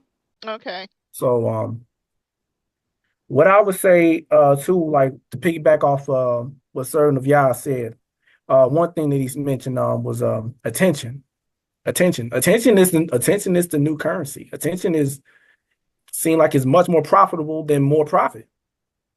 And I feel like a lot of times, not only like, you know, like other hip hop artists and stuff like that, but it's also you have other individuals, you know, whether you're talking about like streamers and ones with a huge audience, you know, they may not be musically talented, but they do have a large following.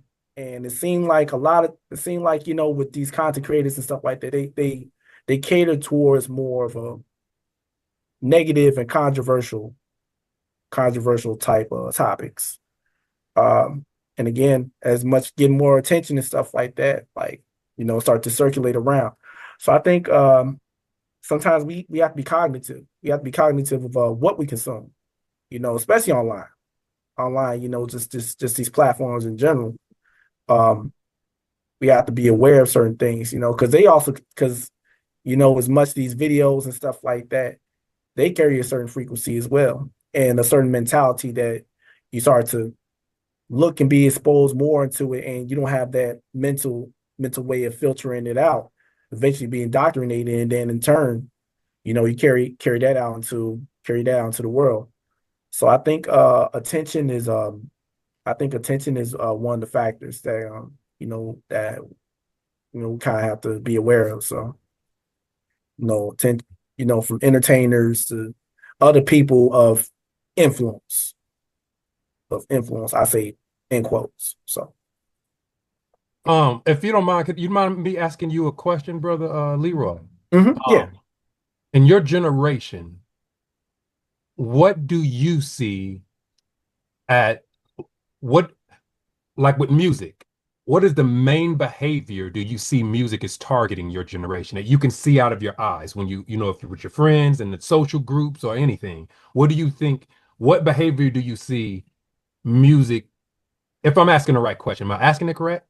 Like what the behavior you see change more out of your eyes with the music that's being played? What do you see in your eyes? The hip hop music, right? Yeah. Yeah. Well, we can classify certain things like hip hop. I think sonically it can be classified as hip hop, but subject matter wise and impact wise is more geared towards degeneracy. You see what I'm saying? Right. And it seemed like degeneracy is much more herald now. And piggybacking over what I mentioned, attention. Degeneracy, is being upheld more, it's being pedestalized more than than other individuals that may have a message, that may have a message to share, that may have how we say jewels, like back in the day. You know what I'm saying? Like other elders say jewels. We want to give you some jewels. And even then, how if you want to be able to, bring out knowledge and stuff like that, another good topic I think we kind of touched over was the delivery. Do you have that relatability? Do you have the relatability to, hey, can I be able to discuss with you? Would you be open to having this discourse with me and see what we can be able to do to improve, lifestyles, mentality, and also other people that may be involved. So, I think that's kind of been a lot of my observation. And I'm not separated from it either, because I do, like I'm now when I rap and stuff like that, I wouldn't say it's like degeneracy. Like I do use profanity and stuff like that in my music. I'm not excluded from that. So at times, even when I'm in the process of making music, I have to be cognitive of what I put out in the world, and also even artists that I work with. I have to be cognitive of who I work with too. So in a way though, it does stem from individual responsibility at times. Just trying to see how this in the long run is going to impact others. So yeah. All praises.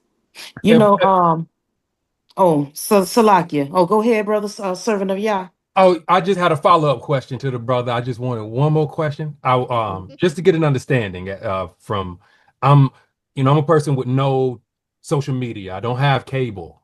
So I just live in the country and I'm raising children. So I'm thankful that everybody's on here so I can get an understanding because I got kids coming up in this world.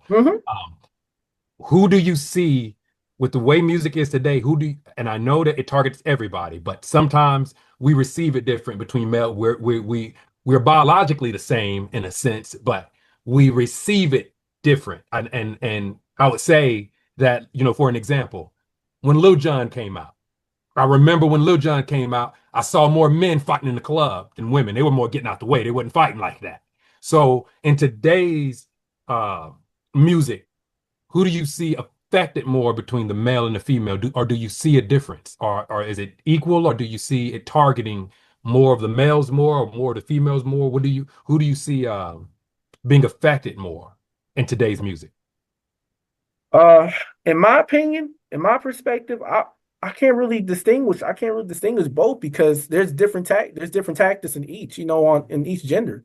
Whereas the male, a lot of the tactics and stuff is geared towards, aggression, maybe aggression, lack of discipline, against, you know what I'm saying, like going against each other. And Yeah. then with then with the women, of course, the raunchy subject matter and stuff like that. And even then though too, like just observing how the men be, how can I follow somebody as the head when they're not even demonstrating, characteristics and traits that, I wouldn't want to be a part of. So that's kind of a hard question to answer though, because at the end of the day, like it's different things that, it's different ways and different tactics that they kind of like have a programming with. So Or you what's the said appeal? What's the appeal, so I think you answered it.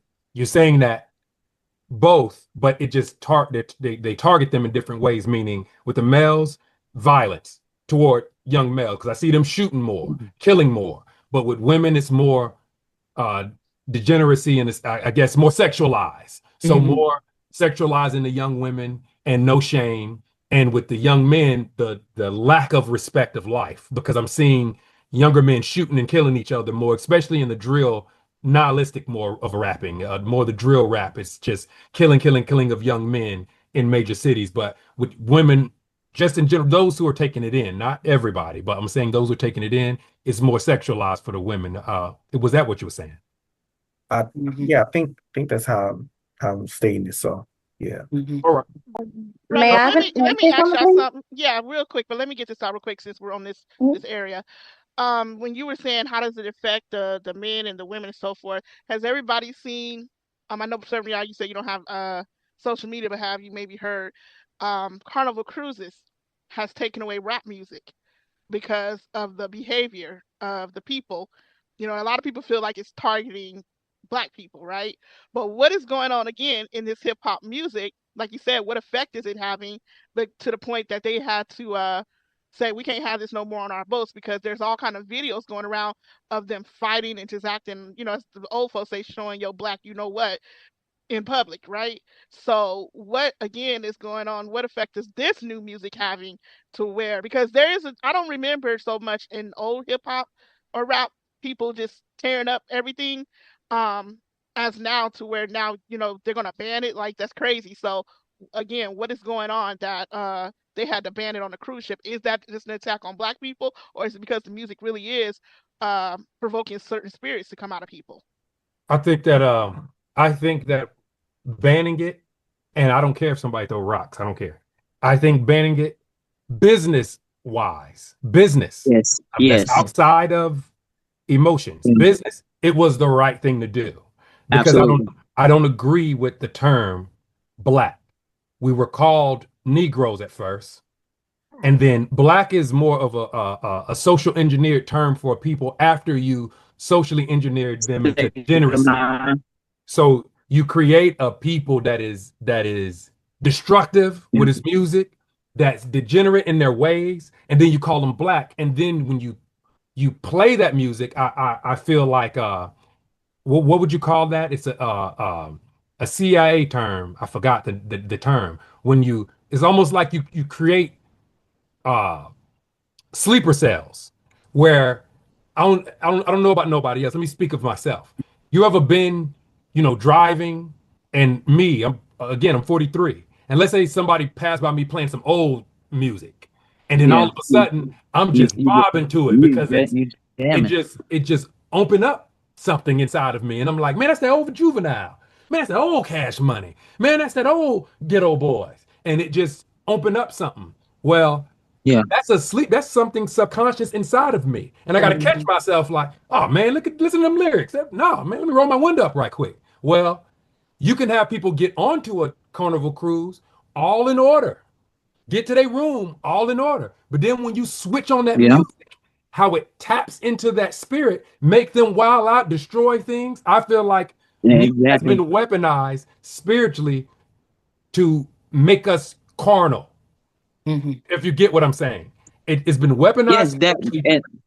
Go ahead, sister. I'm sorry. Go ahead. that's the same thing that happened. That's the same thing that goes on in the club, brother. You remember, like when you first get in the club, they playing the oldie goldie, and then at about 11:45, the music changed. Now the club is jumping. You know, they got the club, now the whole atmosphere, people jumping up and down, taking their shirts off, you know, and they Yes. jumping up and down. And Yes. what I ain't never scared. And now nobody, you know, that this Yes. side over here singing to the other side over here. And next thing you know, it's a brawl in the club, because I ain't never scared. And so from a business standpoint, for people who pay good money to go on these cruises, maybe they needed to ban the music, because you also have children on these cruises. That's people right. going on these family cruises, and I don't want my child listening to things that they don't listen to at home. Just because I'm a melanated woman don't mean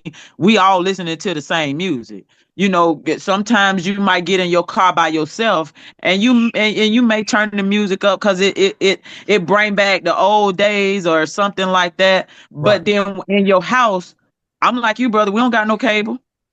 And and and and and and I'm the type of person, I don't watch TV. I don't, if I ever wanted to hear derogatory music, I had to go to the club and listen to it, because it wasn't allowed in our house.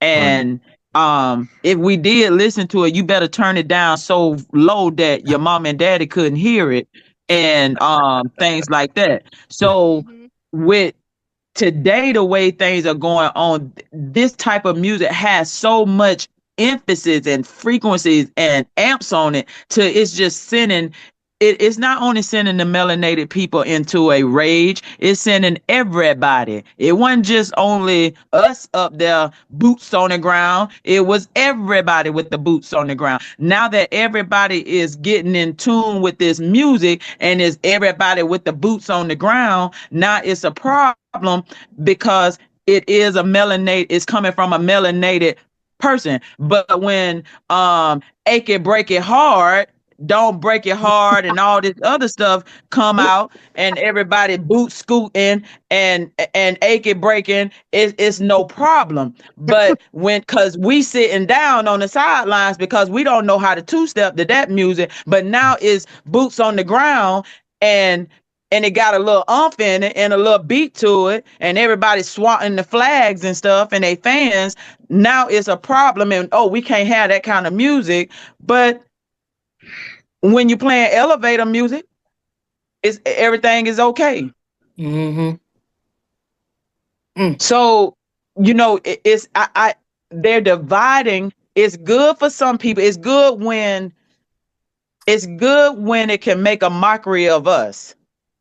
But when it's making a mockery of everybody in other cultures, now we have a problem. We got to ban it. We can't listen to this. We got to ban it in our other countries, and we got to ban it on the ships, and we got to ban it in the schools. We got to do all of this, but it was okay for us to play it in the band. You got the colleges playing it and gyrating, and the girls on the field hoochie coochie and all of that. But why they ain't banning it in the schools? Why they ain't banning it in the football fields? Because brother Servant and every brother on here, I know you don't want to go to no football field and see your daughters with their legs wide open, humping to the air. But it's okay. You could get a scholarship and humping to the air, gyrating, if you ain't throwing it back hard enough in these black colleges. I mean, excuse me, these HBCUs. But they could ban it on a cruise ship. But you ain't banning this mess in the colleges, because now you got these little girls who want to be the line dancer and the death drops and all of this. But it's okay for our kids to make a mockery of themselves. But when their kids, it's okay when we do it. But when they do it, it's a problem. I get that. Like, I don't know if some of y'all can remember back, but remember, crack wasn't an epidemic until it left the hood. Two Live Crew wasn't banned until all the suburbs started buying it. Do y'all remember that? Banned in the USA. Exactly. I see that. I see what you're saying. You, I'm with. you I'm want to with know you. why? Because when it banned in the USA, because why? Because he had those other races getting up there and doing things for some small change, and it was embarrassing their culture. Now it's now the table has turned, and now we up there making the mockery and samboing. Oh, it's okay for our little girls to get up there and gyrate, but they want to ban when it affects their culture, and their daughter is up there wilding out, girls gone wild, and all of this and that. Now Tula, they want to hot ban it. Tula. Yeah, yeah. Exactly. When they want to ban it, then oh no, not little Sarah, not little Sarah. Because she's making their culture look bad, but it ain't making our culture look bad. But do you, just to get back to her question, and I'm talking about from a business sense. I'm not talking about from a cultural sense, because again, I don't care about anybody throwing rocks. I do not associate myself with Black culture because I understand that it has been socially engineered to be what it is today, and how we see ourselves and how the world see ourselves is two different ways. It don't matter what we see in ourselves. The world see us as degenerate. One day, just recently, I handed my daughter a thing of soap because she just came from her job, and she told me she is the only dark-skinned Negro that's working there. And because she's quiet, she don't say anything, the Caucasians that's working there feel like she's a threat. And then when she talk, they feel like she's a threat. And one day I said, hey, hand me some soap. And she handed me the soap, and I handed it back to her. I said, what did I just do? She said, handed me the soap. I said, did that seem normal? She said, yeah. I said, but let me tell you when Caucasians see that. They said, I slammed the soap in your hand, and then they said that I threw it on the counter, because when they see us, normal things we do is exaggerated. So I agree with you in the institutional sense that if you're going to ban one, ban all, but I understand their prejudice. They're born with it. It's institutionalized. It's exactly. Law, it's policy. They were born and raised in it. And I give them that, and I don't give a flying crap about them at all. 0 cents. Exactly. But what I'm asking is, to get back to Sister Doc's question, when it comes to the degeneracy of our people, because the music is not our music. I'm talking about the degeneracy that's in it, the industry behind it. Do you agree banning it from Carnival Cruise due to the craziness that our people have done when it turned on? Do you agree banning it was the right business thing to do? Yes, it was. Yeah, if it don't make dollars, it don't make sense. Yeah, I mean, you ain't finna stop you're not gonna stop my money, because Right. you know half of them half of them that's on them cruises paying half prices. They busting down, all on piled up in one room and things like that. So yeah, Carnival Cruise, that you're not finna have our elite and VIPs cancel their subscriptions for some hoopla. So hey, I'm for real, banned it because it's a business move. It's economic affecting us. So when it affect our pocket, it affect all of us. And absolutely, they should ban it. If it whatever kind of music, it ain't just got to be the boots on the ground. It could be any kind of music that is causing conflict in the workplace and causing conflict where it's going to hurt our business. Absolutely. Right on. Right on. Because there are other genres that when it comes on, like that moshing type music, where they just pair up and wild out and body slamming each other. So it's not just the hip hop, you know what I mean? There are other genres of music that cause people to just act a fool once it come on, I'm just trying to figure out something myself. Okay, you cancel hip hop music on the Carnival Cruise. What more can we do on a Carnival Cruise? Because at least 50% of us can't swim anyway. So why we even risk? Well, they said they're still allowing, How much R&B. how can you really back somebody up over the boat? And I mean, really, is it because most of us can't swim? So it kind of defeats the purpose for me. How much trucking can you do on a mess? And mind you, with Carnival Cruise, they should really be worried about their unsanitary food distribution, because people are getting sick. So anything else they really should worry about is anybody throwing about some hip hop. I mean, they should really worry about cleaning up their kitchens, cleaning up the rooms where people are coming into, where they're not getting bed bugs and they're not getting salmonella. and other foodborne illnesses. So they should be worried about that. Because I'm sorry, I cannot picture my people twerking that hard to fall over.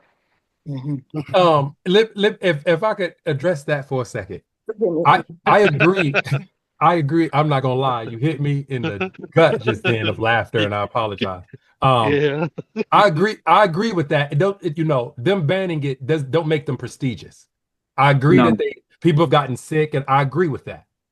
But I'm gonna tell you what I'm against, right? I told you I'm against quote unquote socially engineered Black culture. And that's my target. It ain't really Carnival Cruise as an institution. I don't care about that. They boats can, long as none of us are on them, they can leave America and never come back. I don't care. That's their business. But anything that gets rid of the negative stereotypes about us, I am for, and I don't care how it's done. Absolutely. I remember at one point in time, I think it was I can't think of the gentleman. He went over to the World's Fair in Europe and he opened up the Negro display, and he showed us as inventors and Negro families here in the United States. And he showed us as inventors and writers and poets and all these, wonderful things. And the Europeans didn't even know that. They were reading and studying this, this display this Negro did over in the European fair during it's a long time ago he did that. And they didn't get to see any of that about us. So their understanding about us changed. And ultimately, that's what I would want, whether it be hip hop, whether it be any spiritual movement. We don't control the narrative. That's what I'm against hip hop about. That's what I'm against rap about. Exactly. Is that the image about us is controlled by someone else. People who don't look like us controls the image. So that's what it says to me about Carnival Cruise, is that somebody else is controlling the image. And if that's what it took to ban that music, ban it. I don't care about the rest of it. I'm not investing in the Carnival Cruise. I don't care about going out there with them because I can't. And I'm proud of that. Not a merman. But whatever it takes to get rid of that negative image, and like I said, it starts inside the home. Whatever it takes. I live in a town where most of us are married to them. When me and my wife go out, we look like unicorns. People are looking at me, brothers are looking at me like, man, you better get it in the house. You better get one of these baggies, brother, and you better hurry up. And some of these dudes is with our sisters, and they're like, hey, they looking at my wife like she's a part of their fetish. But yet we stand strong together to present this strong Negro family with these children, and we ourselves well, and we're not out here doing anything in the streets that's crazy. Nobody has, as I told my daughter, nobody has an accusation against me. My boots ain't under nobody's bed, and it ain't sitting under somebody else's table. Nobody got an accusation against me. I look like a faithful husband to the world. I look like a man who goes and chills with his wife. I look like a father. So as an individual, we need to control that narrative. We need to control it. It shouldn't be in the hands of industry in no type of way. They can ban all of Black culture in every industry in the world, and I'll be satisfied, and we can start back over from zero, because that's what we need as individuals. Absolutely. And yes, absolutely, brother. Yes. Yeah, I'm gonna piggyback off a servant of Yah. Nobody ain't coming to save us, y'all. Yeah. Nobody is coming to save us. We got to save ourselves. Absolutely. And I say we gotta get back like how our ancestors were. They had complete control of their households and over their families and over their children. And the men was protecting and managing his own household. We just got to take our families back, take our homes back, and get back to molding our children's minds and conditioning them into the mind of righteousness and not becoming followers to what everybody else is out there doing. We got to get back to that. Yes, that's what I said. We got to get back to that. But we're gonna bring the panel to a close. And before we close out, I know we got two hip hop artists on the panel right now. That is brother Leroy and brother was it David? I wanna play a sample, a snippet of their tracks on the way out. We're gonna close out with listening to their tracks. Hold on. You all cool with that? I didn't know it was gonna happen. Yeah, cool. And then we're gonna let everybody else do a summary before we close out. 2 minutes. Are 2 you gonna minutes, play y'all. the clips first, or you the summaries first? I think we should. Well, what do you think, sis? Y'all want to hear the clips first, or y'all want to give y'all summaries? I'd rather for you to play the clips and then we can get a summary. Okay, All right, well, play the let's do clips. that. Okay.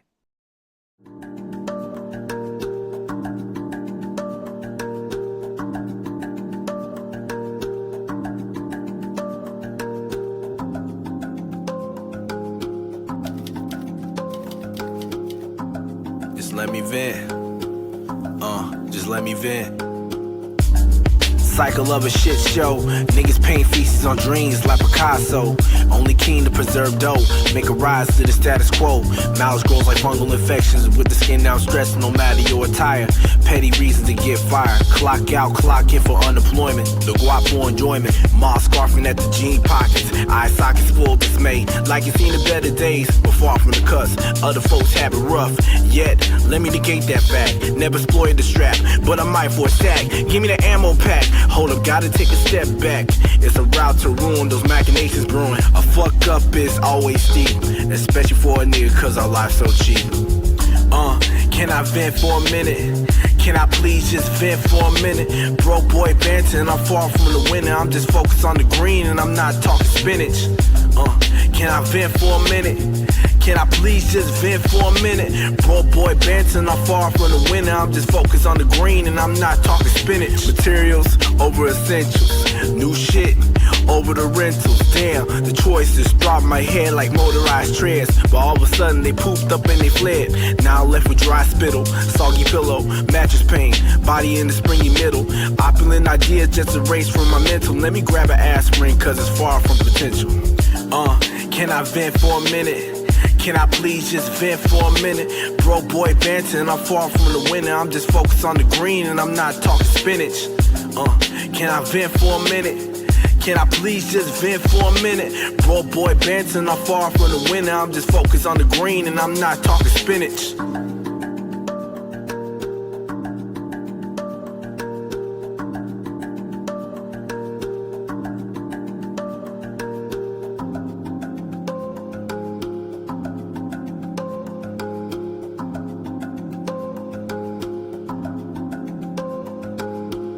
All the steam. That was Brother Leroy, y'all.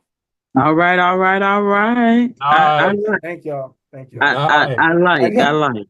I didn't know I was gonna be put on the spot like that, so I was kind of It's good. You amongst your people, brother. We should be the ones who listen to it first. So that's nice, brother. Real That's nice. right. That's what this show is all about. So Now we get ready to shout out our brother David, aka Raoub, the conscious hip hop artist. Which one is that? That's Brother David with the lion picture. Oh, okay. All right. Oh yeah. All this time we've been wondering who and what we are. Little did we know that our inner being was that bright and shining star. Let's get it. Supreme creation. Yeah. Let's get it. Come on. Raw. Ooh. Yeah. Like this. We in the building. Supreme creation. We build a nation. Real love. That's that dedication. 2022, I'm on they neck like a tattoo. Hit her with that King Los, what you wanna do? Outline, I'm raw with it, don't worry about it, I go get it. No time for perfection in the plate like collection. Every time that I'm grinding, guess what? Resurrection. I got that SSA9 energy. You better goddamn know it, better goddamn grow it, better goddamn show it. You watching all the drama thinking that it's real. I'm focused on the back cause that's a better deal. Paid a lot of money, made my son a triple threat. He said I don't want it, I ain't ready yet. Put it all on me now, I'm a triple threat. Bet it all on me cause I'm a triple bet. I'm in the 13th house, flipping stocks in and out. All the options on the table so you can shut your mouth. Some people don't like me cause we not the same. We are not the same cause we are not the same. Too much traffic so I built my own lane. Iron sharpen iron, I don't play that game. Raoub is my spirit, you gon' know my name. Raoub is my spirit, you gon' know my name. Hey, I'ma let you know something. If we ain't out here building together, then we ain't out here doing nothing together. You heard me? You wanna be out here on all that drama, get what? You can be on that drama. I'm gonna be out here getting that bread. You heard what I said? I'm gonna be out here getting that bread. Raul in the building. Build with me. Hey, I wanna give a shout out to the 13th Trap House, teaching them stock options. I wanna give a shout out to the House of Ancient Magic. You feel me? We out here building, baby. Rock with me. Yeah, I can't leave out South Kakalaka where I was born, but I was raised in the 904, that dirty Duval, the bottom. You feel me? That's what made me the man that I am today. You better know. I figured that was Florida music. You could tell. Yes, ma'am. Yeah, Well, you yeah. ain't see Luke Skywalker out there. You ain't see no booty shaking. What you mean that was Florida music? What you mean? But no. I'm from Florida, so I know that I know the beat. Yeah. Who else on here is a hip hop artist? Oh no. All right, all right. Okay, I guess we're gonna get ready to close out. Oh, Ronnie, he left. That was King Bay. He also is an artist. I put his music in the Oh, King Bay. Okay. I guess something happened with his phone. Okay, just a second, y'all. I like that.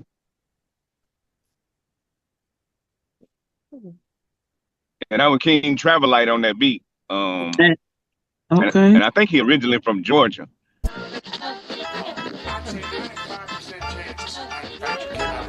This is Minnesota music. Clear and present danger. If life is a movie, then this is the cliffhanger. It's a remake of an old school classic called A New World Order. Now I'm older, it puts a new spin on it.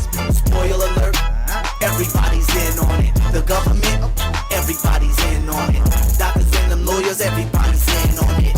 Gucci, Louis Vuitton, Dolce Gabbana, his baby mama and her mama, everybody's in on it. The Pentagon, UN, and Trilateral Commission, you name it, everybody's in on it. The CIA, everybody's in on it. NCAA, everybody's in on it. NAACP, and your PTA, capiche? Everybody's in on it. Everybody's in on it. Everybody's in on it. Everybody's in on it. Everybody's in on it. Everybody's in on it. Everybody's in on it. Everybody's in on it. Everybody's in on it. You're listening to Soul Hub. All the steam. I love everybody's content. I love it. Y'all gotta hit me up for some video editing, you artists. Y'all hear that? What happened? I said these artists can hit me up for video editing. That's what I do. I do a lot of music videos too. Oh, right on. All right, you all. I guess we can go ahead and start closing out. Okay, so then first up is serving a y'all. I would say that my final thoughts is everything that's been given to us as a people is just a means to divide us. So hip hop, rap, whatever you want to call it, it's a means to divide the man against the woman. It's a means to to look at each other as Sister D.I. Plant said that the elders are the ones who are older against the ones that's younger. So I think that within our households, within ourselves, we need to recognize the traps that's set before us, start calling it out within our homes, within ourselves, so we can notice what these things are. Don't throw the baby out with the bathwater. Even in some of the most worldliest songs, you may hear a nugget, and pay attention to those things that uplift and build. I'm not saying, go out there and get to go into the club to try to find wisdom, but I am saying that if, don't throw your people away is what I'm saying. Do everything to uplift, to build, because we come from a place and most of the times, well, not even most of the time, as a people, we've lost ourselves in this system that we live in today. So sometimes have empathy, have sympathy, have mercy, learn to pray for others, especially of your own people. Be that positive light that's in this world because it's so negative out here. Be you as the person, be that positive light in the world. And don't wait on others or some industry to try to turn around and make us positive. The industry work. The school is used to miseducate. The industry, the music industry, is used to divide. It's working like they created it to do. So what is the individual going to do about it? What are you, the person, is going to what are you going to bring to the table to help restore what's been broken? And that's all I got, man. I love y'all. Appreciate it. Thank you. Next we have Big Weeble. Oh, I just want to say that I think this is a productive conversation because we identified, several things regarding how it started, what it has become. We identified, the problem, and we collectively identified the solution is in us in individual households. Because I got to follow that cab Brother Trey put out there. Great men make great homes. Great homes make great neighborhoods. Great neighborhoods make great cities, and so on and so forth. So we do have to start individually if we want to see anything change. I agree with Brother Trey. You can't change the world, but you can change your house. And if you can change your house, you can change your neighbor's house. And sooner or later, y'all can change y'all block. So I think these type of conversations were necessary and needed, and I think it was productive. And thanks for the invite, and looking forward to the next one. Shalom. Thank you so much. Next we have Ron. Uh, well, that's just what my phone says or whatever. But I go by the name of King Bay. Yeah, I'm sorry. But I just I appreciate you guys letting me in. Yeah, we have to stop trying to understand, and we have to begin to overstand and understand. Like everyone has said, it starts in the beginning, in the home. It starts in your heart, in your gut. It starts in you. So I appreciate that. I totally understand that. We need to build more communities and build more products and services, and we really need to figure out how to create a blueprint for separation, because we need to get out of this predicament. We were led into this predicament by our forefathers, our mothers and grandmothers, and now it's time for us to leave. Exodus. We have found out that Harriet Tubman, that's not her name. Sojourner Truth, that's not her name. They were spies and all this and that. Now the knowledge is in our palms. There's no need for us to be ignorant anymore. So we need to continue this dialogue, create a bigger community. We need to come with financial strategies to begin to free ourselves from this mental slavery that we have been put in. William Lynch speech, the William Lynch hip hop is what we're living under right now, and we need to free ourselves from that. So thank you for allowing me to listen to you guys and be in the community, and I just appreciate the opportunity. And I love you guys, man. Let's do more, do better. Thanks so much. We appreciate you. The plant lady, give us your final thoughts. My final thoughts on this is that this was a great topic, and that we need to have more of these dialogues within our homes and with the communities that we do that we are involved in, and starting in our homes and having these discussions with our children, and where they know that this music is no good for us as a culture, and us as leaders, as that we just plant seeds of change in our communities, and do it with grace and do it with dignity, and that we just work together as a collective to change our neighborhoods and our communities, one block, one street at a time. Thank you so much for that. And then I have David. All right, greetings. I like the fact that all the artists on there today, the message in your work and how you are reaching people, because the onus is on us as artists. I'm thankful to the Most High that I'm able to operate in a lot of capacities. I do stand up comedy, I do acting, and the latest addition was the conscious hip hop. And I realized the Most High probably was like, the reason I didn't allow you to do this as a teenager or young adult, the reason why you wasn't rejected was because I need to use you for my purpose. I need you when I do allow you to do it. I don't need you to have to be desperate and compromising. And I need you to know your alchemy. I got a song, Figgity 444, let my mind go, all power go to me. Even the research that I have to do to go into a song. It's not just to do a craft, but to master a craft and honor it and respect it. A lot of us, we just do stuff to say, yo, I'm doing this, I can do this. And that gets to be a little egotistical. But even as an artist starting at 48, I've been told you need to quit, you old, you slow, stop. So now the mirror reflects on me. Like, have I been delivered from people? Is my purpose and my mission more important than the human judgment that I'm getting? Right? And so every time I stay in the race of self and live my purpose, I always come out with the win. It don't feel good when you're in that fire, but if you know that you're gonna be refined and shaped, and when you get on the other side, how good you're gonna look. If most people focus on that, they be so focused on the muck and the mire, they don't look at the other side of the equation. So, I'm happy to be on this journey. I'm happy that we all were dropping gems.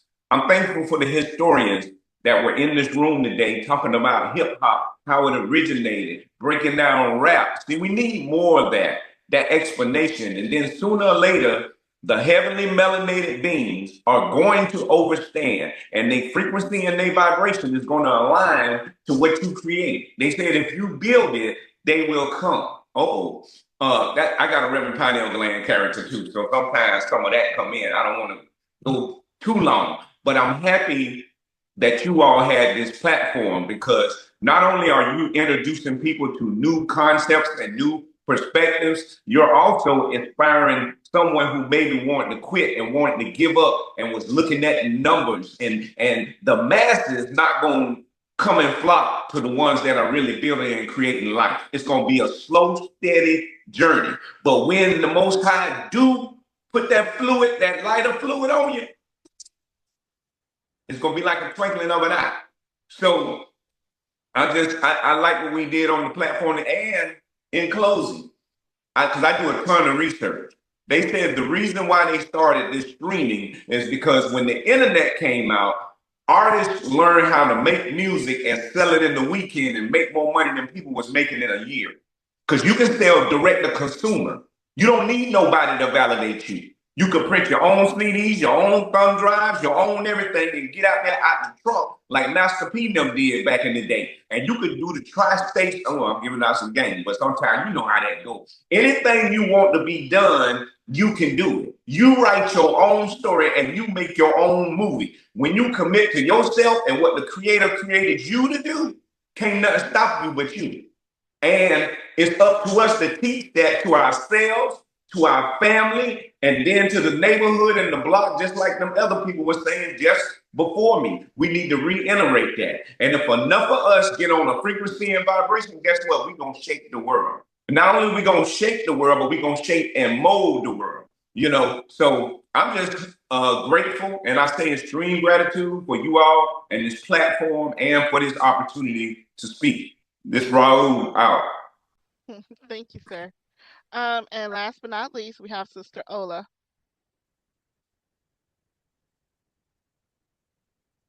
Okay. Sorry, my phone been acting crazy. Once again, thank you all for inviting us. I didn't say very much because hip hop is not really my forte. I listen to it, but it's not my craft. I'm more into comedy. So I thank Brother David for his music, Brother Hakeem Bey. Thank you, sisters, for allowing my brother New York curriculum music to be played on this platform.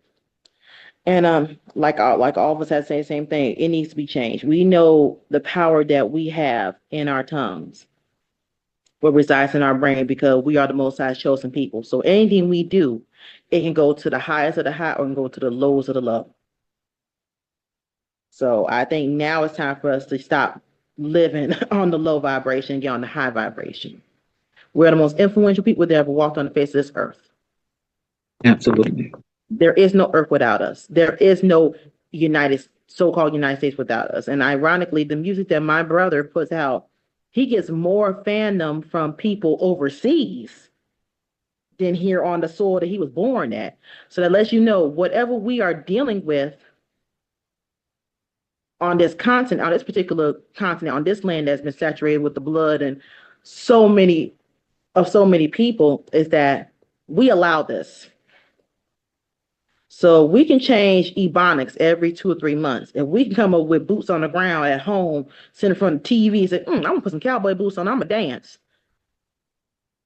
If we can come up with over 1,500 different inventions that are still being used today in different nations, I think we can come with a solution of unification of our people and change and breaking these generational curses. And that I yield. Okay, thank you so much. Well, we are very grateful for everyone who joined us. This was a very awesome and wonderful, very informative and conversation. We appreciate you guys for giving us your precious time this evening. And with that, I'm going to turn it over to Sister Rafaela to close us out. Oh, Salaki, everybody. We thank you all for your time and all the gems you dropped and all the wisdom you shared with us. And don't forget to go into the chat and subscribe to the YouTube channels of the artists. Give them some support and some love. And also, I published a book. It's on Amazon and it's also on my website, www.truesoultraditions.com. It's called The Little Book of the Ancient Prayer Codes. I have a book signing coming up on August the 16th in Jacksonville, Florida. I'm going to drop the flyer in the chat as well. And also, don't forget that Sister Ada does media editing. You have any projects, hit her up. Follow us on social media. Follow the Royal Meetup on Facebook. Like and join us on this so that way you can keep up with what we have going on. Also, if you all have any title ideas for us to discuss, also share that with Princess Ada or I. Okay. Anything dropping your spirit we need to talk about, let us know. And we can support you on anything that you have going on. Let us know about that as well, so we can support you all. Okay. We're gonna ask one of the brothers to pray us out. If anybody else have anything else left to say, Brother Raul, brother. Elder Demetrius, it got to be Elder Demetrius. Oh man, I came out here with my nickname. You done throwed me out there. No, you can't run from that. You ain't running from that. You know who you is. Hey. All right. Hold on. Let me put a shirt on. Oh my goodness. I was finna turn my toes to the ceiling and call me out to pray. All right. Just a second, y'all. On the steam. All right. All right. I had to get myself straight in this truck stop. All right. This is a beautiful talk panel. All right. Y'all ready? Let's sir. I'll close this on. All right. Abba, we thank you for this day. We thank you for bringing us together on this panel to discuss things going on in some of the different areas that we are scattered in. We thank you for the brethren. We thank you for the sistering. We thank you for the respect that we all have for each other. We thank you for allowing us to identify the issues and identify the solutions and how we should go about addressing them to restore and rebuild what is us, Heavenly Father. We thank you for that. We thank you for everyone on this panel. We look forward to you keeping us in your grasp of grace till we do something like this again. In Yeshua's mighty name, we all pray. So be it. Selah. Hallelujah. So be it. Hallelujah. Hey, I appreciate y'all. We appreciate you. We appreciate you too, brother. Thank you for the wisdom. Right on, right on. I appreciate y'all, ladies, man. Indeed. Right. And Sister Tangia is a farmer, you all. So you all need advice or some tips on how to grow your own food and vegetables. Hit this sister up. Her name is Tammy Taylor on social media. Look, it's Tammy Taylor on Tammy Taylor on Facebook, and it's the Plant Lady, DI Plant Lady on TikTok. Yes. So, Wait, wait, hold on now. I'm not on anything. okay, So well you can hold on. You can email me at di. Hold on, I put it in the chat. And if you need any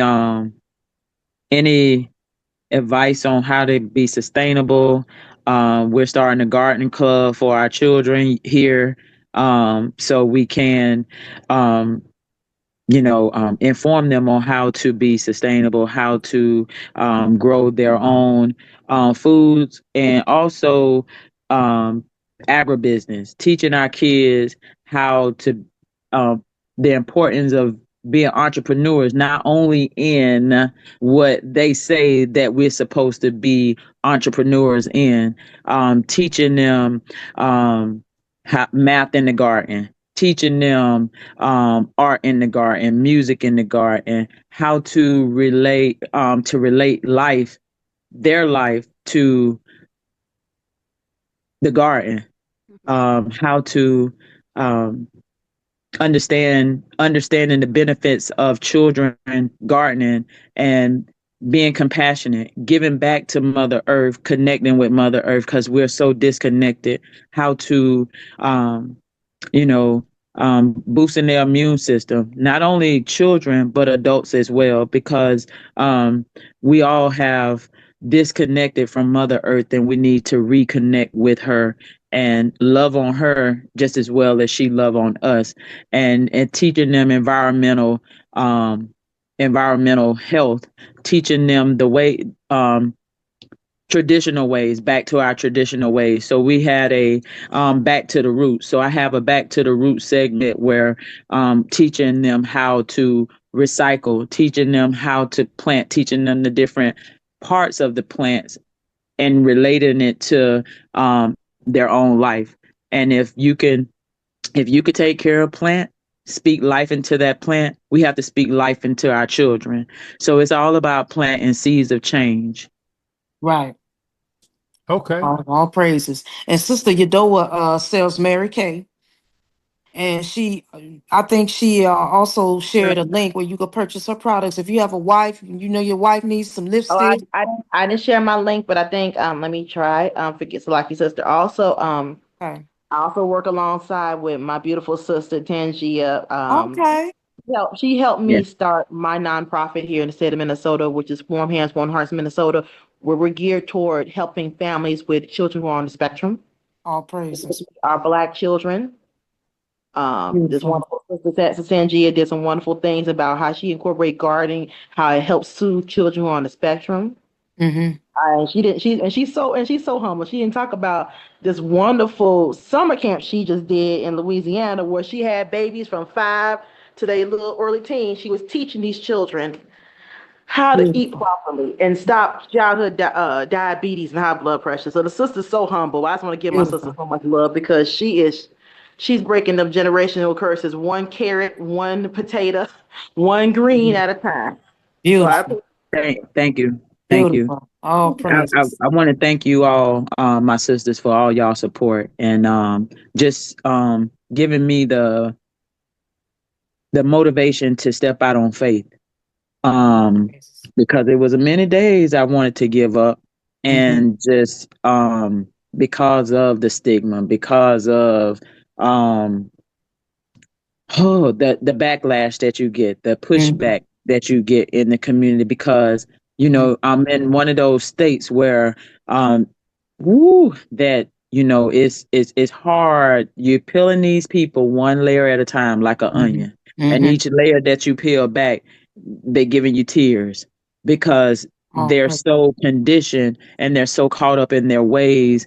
And Louisiana is one of the most unhealthiest states, and not only with obesity, but obesity, also childhood diabetes, diabetes in adults, high blood pressure in children, high blood pressure in adults. So it's all and being able to see these children from day 1 to day 5 of how their mindsets, how eating health, I'm not going to say eating healthy, eating clean can change your mindset change your mood, change the way you think. And this is what we have to incorporate in our schools where we're allowing our kids in the public school system. And some of these kids are going to school going to school hungry. And so they're not able to think because their minds are not fueled. And we taught them that 6 meals a day, breakfast and snacks in between lunch and dinner and snacks in between those meals, because we do just like a car goes on empty and it runs out of gas, it's not able to run. So these kids wasn't able to they weren't able to think, they wasn't able to grasp the information that you're giving them because their little minds are so they jaded. And seeing them go through the process of eating healthy and seeing them happy, seeing them take the chance to eat raw vegetables and raw fruits and drinking. And when you're going into these communities and you have community leaders and they're having events and all you're seeing is chips, juice, candy, and things like that, I wanted to come in and change the concept of I will provide the food. And when I can say that my sponsors and my donors and you know my sisters who had my back on this, who contributed to making this happen, people really started showing up and showing out because they started seeing like, dang, she taking the worst of the worst. And in 5 days, what can she do in 5 more days? And I had a little, at the end, I was able to bring fathers and mothers together to come see what their children had been doing. And you had some parents that didn't show up, and then you understood why their children are acting the way that they're acting, because you're not, first of all, you're not nourishing them. You're not giving, you're not feeding, you're not giving them life. You're not breathing life into them, which plants need: air, sun, water, sun, water, and nourishing. And when you don't give that to your plant, what they do, they wither away. And so these kids, this is what we have in our inner cities, in our outer cities, because parents are not taking the time to nourish their gardens. And a lot of weeds came in with these children. So we had to weed them out. We had to pluck the weeds. We had to fertilize them and giving them nutrition meals every day. You've seen the change. And if I wasn't walking with the Most High, I think I would have gave up on day one and said, bump this ain't for me. But it gave me strength, it gave me wisdom, it gave me more patience, and it gave me, as a woman of God, I'm able to be a better mother, not only to my children, but I'm able to be a better mother to the communities that I touch. Okay. Indeed. All right. I appreciate that. And you said that you can be contacted for gardening tips. Is that Absolutely? All right. Absolutely. I just grew some purple bell peppers. Sir. I feel excited about this. I never grew nor tasted a purple bell pepper, but I'm about to get down. All right. Okay. So are you growing this? Are you growing this in a container? No, I have 3 raised beds, some tires for my cantaloupe, and I have containers or pots for some of the peppers. The more I guess the habaneros and the reapers. That's my wife. He's into that crap. I'm not trying to kill myself eating a pepper, but I also have these things called earth boxes. It's kind of self-gardening, self-watering systems also. So I'm while she's out in Maryland, I've been working a job in the garden every day. I just pruned some tomato plants and some zucchini, and I got some long neck squash and okra and basil and cucumbers growing. I'm not gonna lie to you. Some of my neighbors pass by. Sometimes it feels good.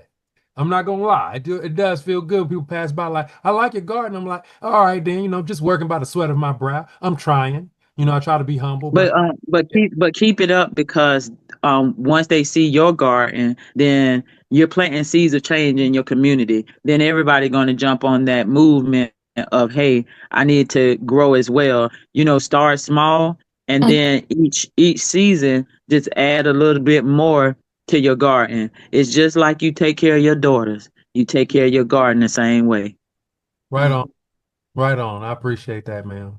I'll take your advice, and I will contact. I really appreciate that. I really need it to Right. understand things. And I have some farming a farming book where it can help you with if any of y'all are interested in doing raised bed garden. Just make sure that we all naturalists on here, so just keep all your food scraps, save all your and feed that back to your garden. No pesticides. Nowadays you really do, brother, you want to get you a something to cover your crops, because the sprays that they're doing in our neighborhoods, I don't know if that is affecting your neighborhood, but it's affecting ours, where they're coming in and spraying in our neighborhoods, these adjudicated properties and things like that. So you just want to be mindful that if we're going to go chemical free, you want to cover your crops as well. Mm-hmm. Right on, sister. Could you give me the book?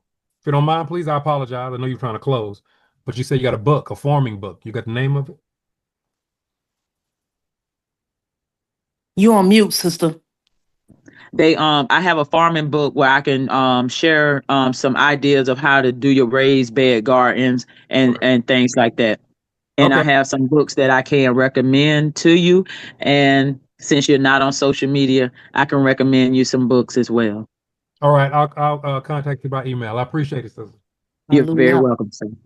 All right. Okay, I guess one of the brothers can close us out.